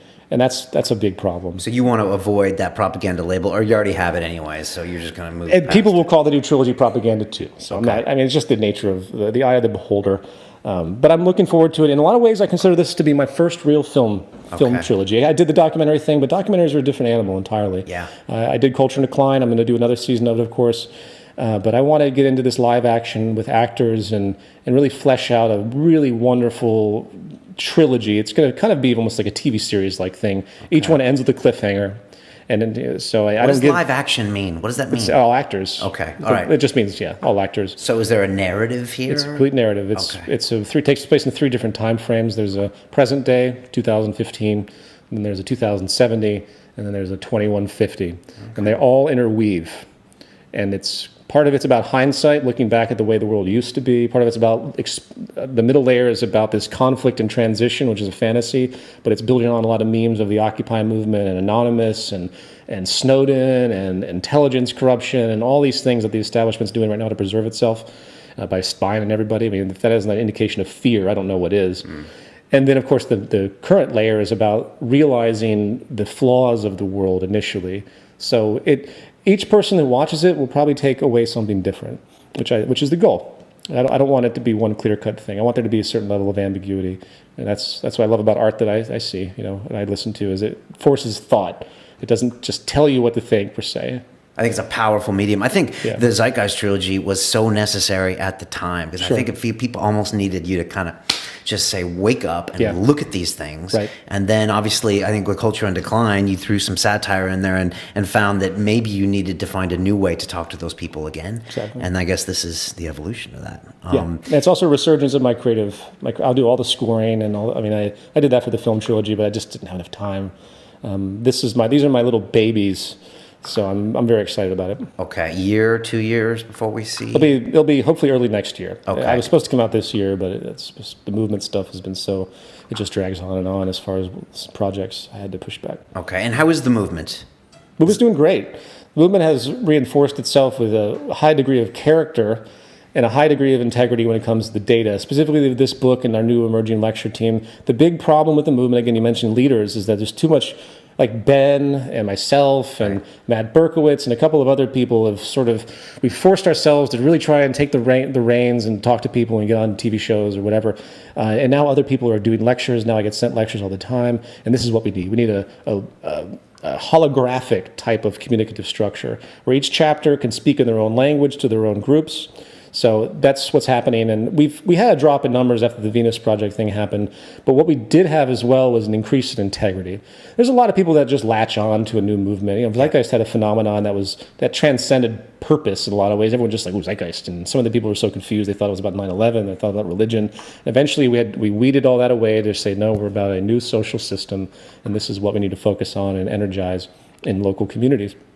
And so I'm very, very proud of what's happened. And it's independent of itself. Luckily, I don't have to do a whole lot as of the past 6 months or so, apart from some little projects. We just released an iPhone app We're just getting into the app game for free, of course, just to give people that better sense of community. It lets people talk to each other across the world through a chat system. It's a lot of fun. So that's the big thing. A big problem with any kind of movement like this is you do have small pockets. You do have maybe 10 people in a small town somewhere in the south of the United States, and they need to feel the community. And that's the big thing I've learned about any kind of movement of this nature is you got to find a way to really make them feel a part of the larger thing. And so that app and the book and the lecture stuff and all the things are trying to unify it.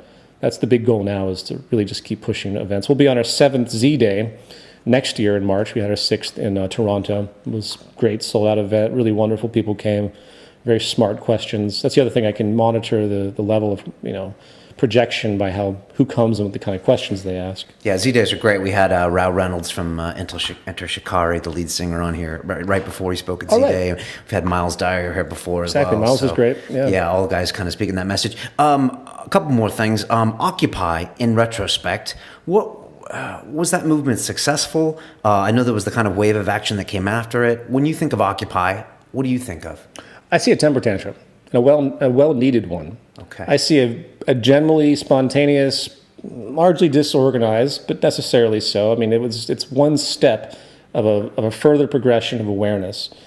I've been expecting it for a long time. The marker called me the Herald of Occupy because 4 months before Occupy, Zeitgeist Moving Forward was released. At the very end, there's that big mass group of people that approach the Federal Reserve Bank in New York City. And it was really kind of comedic that pretty much the exact same thing happened just a number of months later. I don't know whether it planted that seed. I have no idea. Could have. Nevertheless, memes are crazy. Occupy was important and is important. Okay. What is needed now is a new level. I consider the movement an extension of Occupy and its values of creating equality and ecological balance, stopping war and all the mechanisms that generate it, and so forth. Except they need an organization, and there's no shortage of social movements out there. I mean, if there's any barometer for the despairing nature of our society as it's emerged, there are more nonprofits and NGOs and movements than any time in human history. I mean, there's millions. There's a guy did a TED Talk and he listed all of them. It was unbelievable. So that's a sign. It's a barometer. Is that a barometer of a cry for help? Yeah, it's that we're going to do something different eventually. Okay. It's unfortunate that most of them don't quite get that the market is at the root of just about all of it as of yet. Even Occupy didn't go after the market economy per se. They just went after the imbalance and the greed and all the 1%, of course. But just a flare-up and a temper tantrum, and not necessarily didn't have the whole message thought out. They just kind of said... It was a needed warning sign. It is what it is. Right. It was a warning sign to those that are engaging this system indifferently because they have all this wealth. There's a news report by the prior CEO of Amazon, multi-billionaire, and the title of his article, if I remember correctly, was "They're coming with pitchforks," and he made a very astute observation that the imbalance that is increasing rapidly is only going to create huge class war tension, and it's going to get ugly if it continues at this route. Which is why some level of wealth distribution is going to be required. I think inevitably, just like Franklin D. Roosevelt did to try and soothe the Great Depression. This is different because it's different nuance, but the very idea of this imbalance just reeks of racism and bigotry and all the things that civil rights has been trying to move forward for so long. It mesmerizes me when people claim they want a democracy and all this stuff, and yet they don't look at the wealth imbalance. They accept that as though, oh, well, people get what they deserve in the market. You put forward your effort. They accept this imbalance to a certain degree. When you cannot have democratic anything, you can't have democratic balance or civil rights or anything else when you have these massive wealth gaps and this huge uneven distribution of wealth. It's like the ultimate civil rights abuse is economic inequality. It is. That's kind of what you're pointing out, which doesn't ever really get talked about. I'm writing a book, by the way, and it's mainly about civil rights development. And this is a new angle for it all. It's all about how all of the major bigoted systems from slavery to segregation to all of that stuff, even going back to Greece, where it was subjugation, by gender, subjugation by conquering, all of them had economic elements. People look at, say, women's suffrage. Just recently, women were able to vote in the United States, and people don't really understand. They can't relate to the economic system. But think about it: men are the dominant force. Men have been given this role to work. And they, therefore, can enslave women because they have to attach to them. This has been the whole goal, the whole idea of arranged marriage historically. Women have been subservient to men for so long, and it has a core economic basis because women haven't been given the role, they haven't been given the permission for a long period of time to have men's job roles. So all of the entire spectrum of racism and bigotry and sexism and inequality in general comes, in most cases, I'd say 95% from the economic basis of a given society. I would agree with that. Yeah. I don't agree with everything you say, but I would actually agree with that. Okay. Do you ever want to take a break from this stuff? I mean, Oh, God. everyone's always looking to you. Even when you do seems like you take a break, you come back with more. I have a serious feeling of obligation that's built almost Even on after 7 years? Jesus. I just feel like some things need to be completed. This, again, was a 3-year development, and I'm very happy this is out there. There are some other things that need to occur. But I've explained to all the chapters and everything, and I did this in my last lecture. I'm not giving any more lectures for some time. I might, unless they're very high profile, and I just feel like I can't not do it. This is a rare interview right here. I know. I told a lot of interviewers, even Abby Martin, I was like, I'm not doing any more interviews. Don't ask me. I need to focus on my work. But I appreciate what you're doing. And since I was coming here, I was like, okay, I can squeeze this one in. And I know you're kind of a guy that chooses his media carefully, or you choose not to do that a lot of times. And I mean, I guess, is this trilogy your new way of expressing? My strength is in this type of production. Right. I think I can talk relatively coherently. I think I'm a little too verbose sometimes, and I get tired. And I do get burnt out on the subject matter, and where you just can't even form the thought because you've been thinking about it so much. I don't know if you ever had that experience. I've heard you in interviews before where you're just like, I'm tired of explaining that. And that's when I was really careful in this, but I didn't want to ask you too many in the very beginning. It's like, what is the Zeitgeist movement? Because you're like, okay, I've answered that probably 10,000 times. I try to give you a different angle. That's the thing with my personality. I try to explain the same thing twice in the same way, not usually anyway. I always try to give it a new, because there are many ways to think about it. But no, my great strength is in film production. I realized that after, it's been 3-4 years since moving forward, and I really hope to have something else out there in a feature film context before that. And I think when it comes to affecting public consent, affecting public in general, the films are the strongest tool I have. Right. And I think I should harbor that, I should keep that and work on that. Do you like being recognized as Peter Joseph, say, in LA, or do they always want you to be the old guy, the old Peter Joseph from 2010 who's preaching the old message? Or is it okay? Are you like, what do you mean the old message? I don't know. It's just like, I wonder if they'd stop you and be like, oh yeah, you're Peter Joseph, the guy that did that, and that was something, that was addendum, where you've moved past that and you don't really want to talk about that anymore. Well, Zeitgeist 1 is still the hub of the majority of controversy. My God, I still have reviewers come out of the woodwork all these years later that just bash that film and they're on their high horse. It's amazing. And I don't care about the subject of 9/11 anymore. It's a dead issue. What's been in play is in play. It doesn't matter. It's not going to change. Even if you were to find and prosecute people that had criminal corruption in the U.S. government or the CIA or FBI, whatever, it wouldn't matter. Everything's been set in motion. Just like the JFK assassination. Just imagine if you found it happened to be that there were other people besides Oswald. What would it change? Right. And that's my big thing. What does it change? I don't talk about religion much anymore, even though it is a little disconcerting that 51% of the planet believes in an invisible man in the sky. It's hard to relay rational thought when people are so absorbed in irrational premises and their very fundamental belief structure. I understand that. But I really think that the point is I don't like to talk about that stuff anymore. I don't prefer it because it's not productive. And I mentioned religion not to be critical, even though it's easy to be critical, and I think there is a need for discussion on a large scale. But this type of work doesn't exclude religion. I want to make that point very clear. A lot of people think that the movement is somehow anti-religious, probably an echo from my first film, and it's not actually. It's really embracing what most religions have talked about. It's about human identification. It's about the ultimate common ground that we all share as brothers and sisters. And you see this rhetoric in the entire Judeo-Christian Islamic philosophies. It's just too bad that the wrong angles of it get exploited for violent reasons and the like, and separation. I mean, there are like 4,000 different sects of Christianity at this point. How can you have unity in religion when you're all believing slight nuances? It's unfortunate, the divisive nature, but the movement is not anti-religious. I want to make that point on the air here. If it is really what about most religions have aspired to before they've gotten so hideously corrupted, mainly by politics. I think it's good that you're concentrating on what's wrong with us now and where we want to be, and you're not associated with any specific theory of conspiracy or religion. I don't know. It's hard enough to communicate this message as it is. It is. So, and there's a lot of noise in the system, and I understand that. I think that's one of your biggest burdens, is because your message is hard to break down, even in a 30-minute interview, or even in this or that. And so, I think because you're thinking of this new ideal that's complicated and important, and yet it can't be described in a 1-minute YouTube bit. Yeah, Hence hard. your burden. And that's why we need your films as well. Yeah, which is why the films are so important to me. And I'm looking forward to the series. I think when people walk out of this trilogy, especially when it ends, they're going to really question what their beliefs are, and then really feel hope for the future and feel a great deal of irritation with the current model. Right. That's the goal. I love it. I love to see these future worlds and what they look like. It could be interesting. A few last questions I ask everyone that comes here. If you can make a phone call to the 20-year-old Peter Joseph, give a young man a bit of advice, what would you tell him to do? Well, the pre-Zeitgeist Peter Joseph was your general run-of-the-mill narcissist looking to Really? looking to self-maximize with very little social interest, who looked at the world as more of a TV show that was separate from myself. And the great realization is that no one can escape this condition.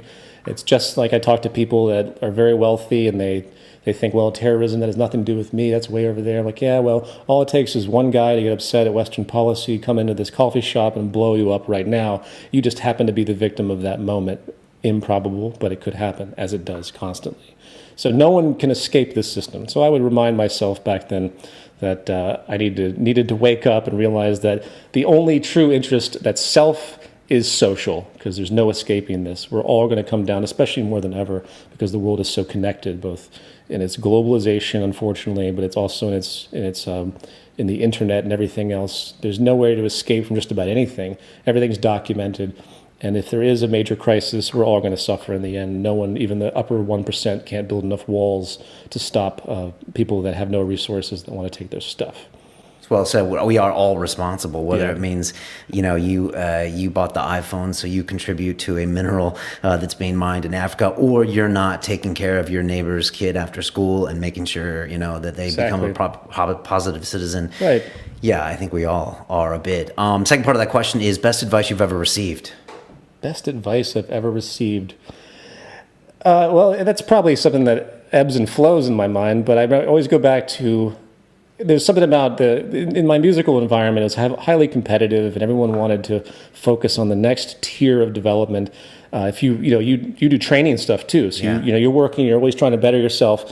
And when it comes to musical performance, you reach a certain age, and this will apply to just about anything, that you have to focus on your strengths and start to let your weaknesses go. And I realize this in public speaking. I realize this when I engage the movement in general, and I try to do different things.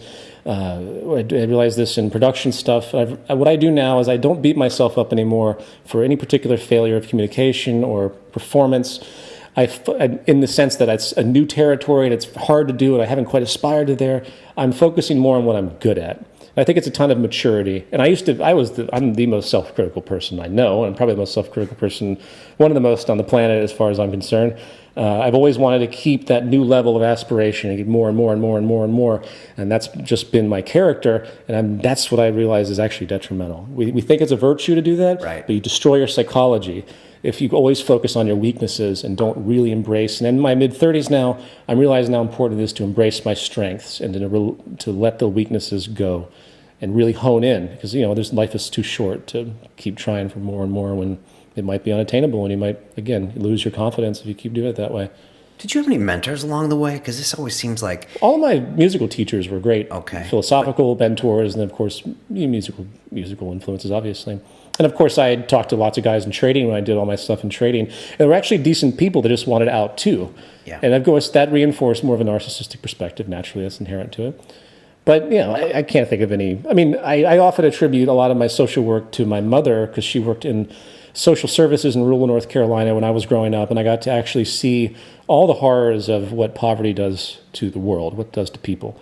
the spectrum of disorder, from child abuse to basic criminal activity to drug abuse.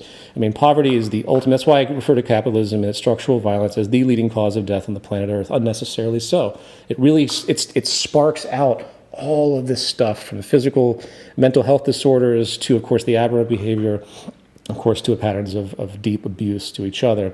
It's all built into it. So she was a big influence. Mainly her work. It wasn't that I sat down and had a philosophical relationship. I just got to watch everything that she had to deal with. So I always attribute my general social consciousness that was deep in there, that I denied for many years.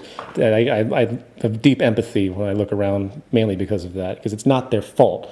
People want to blame everybody for their behavior and blame everybody in the legal concept of free will and all this nonsense. We don't have free will. We can't control all of our thoughts. We can't really control our behavior. There are so many things that influence us that we're not conscious of. So many value systems, our language, obviously.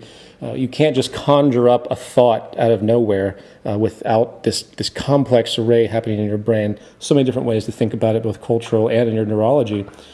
And that's important because you realize that we're all in part of a continuum. And all of our actions are actually in the chain from other actions and other influences. There's no me and no you in a lot of ways. It's one big, massive continuum. There's no singular acts of violence. There's only the process of violence, for example. I think that's a really hard concept people get their head around, especially when they're told all their life that, they're responsible for their own thoughts, when in fact you carry the legacy of, I even think about it now, my grandparents and great-grandparents influenced my behavior, and I will influence my children's behavior based on what and it could be subtle things, it could be little things they did. Your adaptation is so subconscious. Right. We adapt, and that's why people talk about nature versus nurture in a very misguided way, is they don't realize that early stage of development, there's so much adaptation that happens immediately. When you look at a kid and you make a facial expression, you notice the kid makes the same expression, they don't know they're doing it. You see that phenomenon, right? There's so much imprinting in the way we walk and everything else that we get from our parents. And people think it's genetic. It's actually imprinting that's happening. Not imprinting specifically scientifically, but it's actually this impressionism where we're absorbing what the world is. But yeah, so I could ramble on a lot about Last part of that question, sure. To the 20-year-old listening all over the world, what can they do? What's one or two things that they could do even this week to bring themselves, I guess, more into the Zeitgeist movement? Well, I guess if you're in your 20s and you're probably still dealing with education, I would hope that most people are going into educational routes that deal with engineering, that deal with advancement of the arts and sciences. And of course, the arts and sciences are one, creative thinking, and not, say, going to school for economics or going to school to learn how to market or going to school for a business degree. There's a little bit of merit. I don't like to put down whole subcultures of people pursuing interests, but really, if you really want to get into the creative, really want to help society get into the creative development arts, which is industrial design, engineering, programming, that's huge. If the more programmers we have, the better off we are, because the new world will be based on technology guiding us. It already is now, pretty much. Computers basically control everything now, but it will be reached to a high new level. And just like Kurzweil points out, and I don't agree with everything he says, it's not an issue of singularity, but there will be a level of complexity at some point, and if we're not aware of it, it's going to leave us. And we're not going to really understand what's happening in the world because things have become too complex, especially if AI systems come forward. So anyway, the kids in their 20s, they need to not only focus on relevant things to pursue, and hopefully they enjoy it, of course. I mean, obviously do what you enjoy. Don't do things you don't enjoy. That doesn't help anything. You're just going to eventually, inhibit yourself. And then join the community. So joining the community is huge, and that doesn't mean you have to go out and start a 1,000-person chapter in your community. You just go out and get people that think like you. Hopefully you identify with them and enjoy being around them because they have similar ideas and they have similar values, obviously. And be willing to stick your neck out and be a leader and start to do things. I mean, all the people that have come in the movement that are there now, like Ben McLeish and all the others, they weren't solicited, they weren't asked, they just stepped up and did it. Right. And that's what everyone needs to do that believes in this new approach. It's hard to build a community. It's really hard. We had a guy in here by the name of Charles Eisenstein, and he's wrote all about this, but it's like he found that when he just invited people over for football games, he couldn't form a community because no one needed each other. No one really owed each other and had to do things. Like you really have to go out there and do something. Sure. And people need each other to build that. And well, I also think that because the vast majority of the planet is in deprivation, if they can just get their head around this, you pretty much have the value system already. People that want a better world, they want a better life. It's actually a selfish notion. They say, well, I've been living in all this deprivation, my family. This makes sense. And if there's people talk about, power and control. The 1% is just that, the 1%. If people literally, I mean, the great control mechanism in the world is limiting people's sense of creativity and possibility. And it's not the deliberate, it's just the way the system unfolds and the way the educational system unfolds. There might be some deliberateness to it, but it happens naturally, because that's what an elitist society is, which is what market capitalism is designed to be, or what it's manifest to be, is elitist pockets. You have people working for the benefit of the few, and that's what it always has been. It's even before capitalism, you go back millennia, it was always that way with the slave systems in Greece and Egypt and the like. But if people do know the possibility, if they do feel it and they can understand it, the game is over, because all it takes is a small percentage of that 99% to step up. One big act of civil disobedience across the world that shuts this system down for a day, for example, people just don't go to work. I think about these little protest ideas all the time. Right. Mandela used to do that. Sure. Just get everyone to stop working for the day. My greatest social influences were, of course, Gandhi and Martin Luther King Jr., and I admire them greatly on multiple levels. Also on levels, I'm fallible in my irritation. I can easily get angry, and I've dealt with a lot of people where I get pissed off, and when I talk to market economists sometimes, what I see when they try to defend their ideas, it's like this blood washes over my eyes, and all I see is the death tolls and the structural violence and the 2 Holocausts that happen every single year because of the market system, which is statistically proven because of poverty and deprivation. All I see is the waste and imbalance and the atmospheric destabilization and climate change. All I see is all the problems, and sometimes I get angry. Okay. And that's why I admire those guys so much, is because they were able to contain themselves. And that's why I read them still, because it reinforces that I really try to, not take it so personally. But, we are human, and it's very hard not to get emotionally involved sometimes. Good role models. I watched the movie Gandhi, if that's a good representation of his life. And hey, that wasn't too bad. It was hard to believe everything, not to mention the way he could structure a civil protest. That was impressive. Yeah. Not to mention his whole mindset and, et cetera. How do people get a hold of you? I don't think you're a guy that likes to get a hold of. How can they find out when the films are coming out, et cetera? I started a new website where I'm actually documenting my whole history. I sent it to you. It's a blog website, but peterjoseph.info has the contact page, and I answer those directly. I can't promise to answer all emails. I would skim through them. If someone sends me a 5-page email, probably I'm not going to read it. Okay, so be short. But I try my best to keep in open communication. And all the updates, that's why I started this. I had a temporary page a long time ago with just basic data. This is for people to actually learn about what I'm doing. After all these years, I really had no outlets. So this little page, peterjoseph.info, will have everything from the culture decline to inner reflections. So they keep tabs on that, and they'll find out everything that I'm doing. Will we be able to help you fund your films? Well, I have a cognitive dissonance in any type of crowdsourcing and the like at this stage. I just don't like the idea. I have taken general donations. I do for maintaining the current film series and all the distribution and the torrents and the like. And people have been, I get like $5 donations, a couple every week, which helps. But, I'm not going to go that route out of pure principle until it's absolutely necessary. I have been saving my pennies. I prefer to be independent. I feel really bad about hitting up the community for any money, because this is a poor community. I cringe when I see these flagrant Kickstarters and the like, because people want change and they are willing to give for it, and it's false hope in many circumstances. Yeah. I have never asked for any kind of money on a larger scale other than simple donations to try and help the film series out. I mean, if anyone wants to help out with donations, it's definitely needed at this point, but I don't solicit it. It's just there on the website. So if worse comes to worse, I have investors approaching me, and I'm like, they just want to interfere. And of course, they'll turn it into a marketing scheme where I want to keep this independent and hopefully release it immediately for free. I'm not sure if the final stage will be that. I might have to release it theatrically, independently, and then have it online VOD for paid for a little while to recoup some money, and then I'll release it for free. These are all variables, but no, I don't really solicit. But if people do want to donate, they can go to my website, and it tells you how to do that. Yeah, I know you're very serious and idealistic about that kind of thing, so I appreciate your standpoint you're making from. But hopefully you'll, you will accept some type of donation. I do. It is a cognitive dissonance. I see what giving money does, and I see how people get their aspirations up, and they're spending their resources on things that don't accomplish anything in most circumstances. So maybe I'm just being irrational. But the Zeitgeist movement has never asked for money, and I have a great deal of pride with that.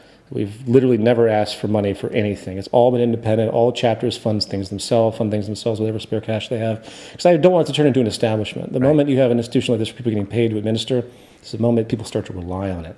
It changes everything as far as the psychology once that happens. Yeah, and that's noted, and that comes through in the movement, from my perspective. So, Good. Peter, thank you so much for coming. Oh, my pleasure. Thank you, Brian. I hope we got through everything necessary. It's nice to see a personal side of you. I know a lot of the shows you do, it's just all about the minutia of the movement, but there is a real dude behind this stuff, And it's great to see you transition. I can't wait to see these films. I think that the narrative is such a powerful. It's like right up there with comedy.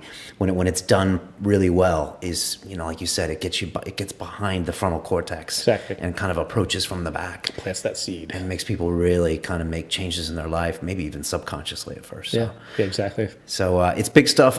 If you listen to us on iTunes, come check us out on YouTube. I wish you best in your trip in London and going back to LA. As we say, it's about the journey. Thanks so much, Peter. Oh, thank you very much, Brian. I appreciate it. All right, take care. All right, you too. What we call reality is in fact nothing more than a culturally sanctioned and linguistically reinforced hallucination.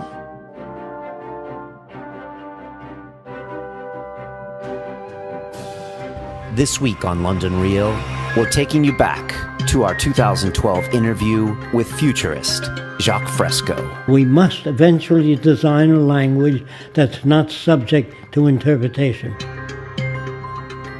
Whenever you talk to people, you think you're talking to people. It goes in their ear and comes out in relation to their background. They don't hear exactly what you say.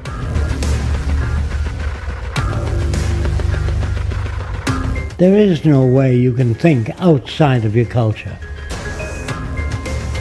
What if we elected you president this year and you started in the Oval Office January 20th, 2013? I'd be shot in 3 days. Who makes the decisions in the Venus Project? The answer, nobody. They arrive at them. We abolish all separate nations because they're all corrupt. Jacques Fresco has been designing cities of the future. What do you think of England and London? Foul, awful, no city planning. All cultures are corrupt. And the banking system, what do we do with Bank that? gone, no money anymore. On Sunday, London Real presents Jacques Fresco, The Venus Project, Redux. Most politicians know nothing. Please don't take my word for it. Ask them.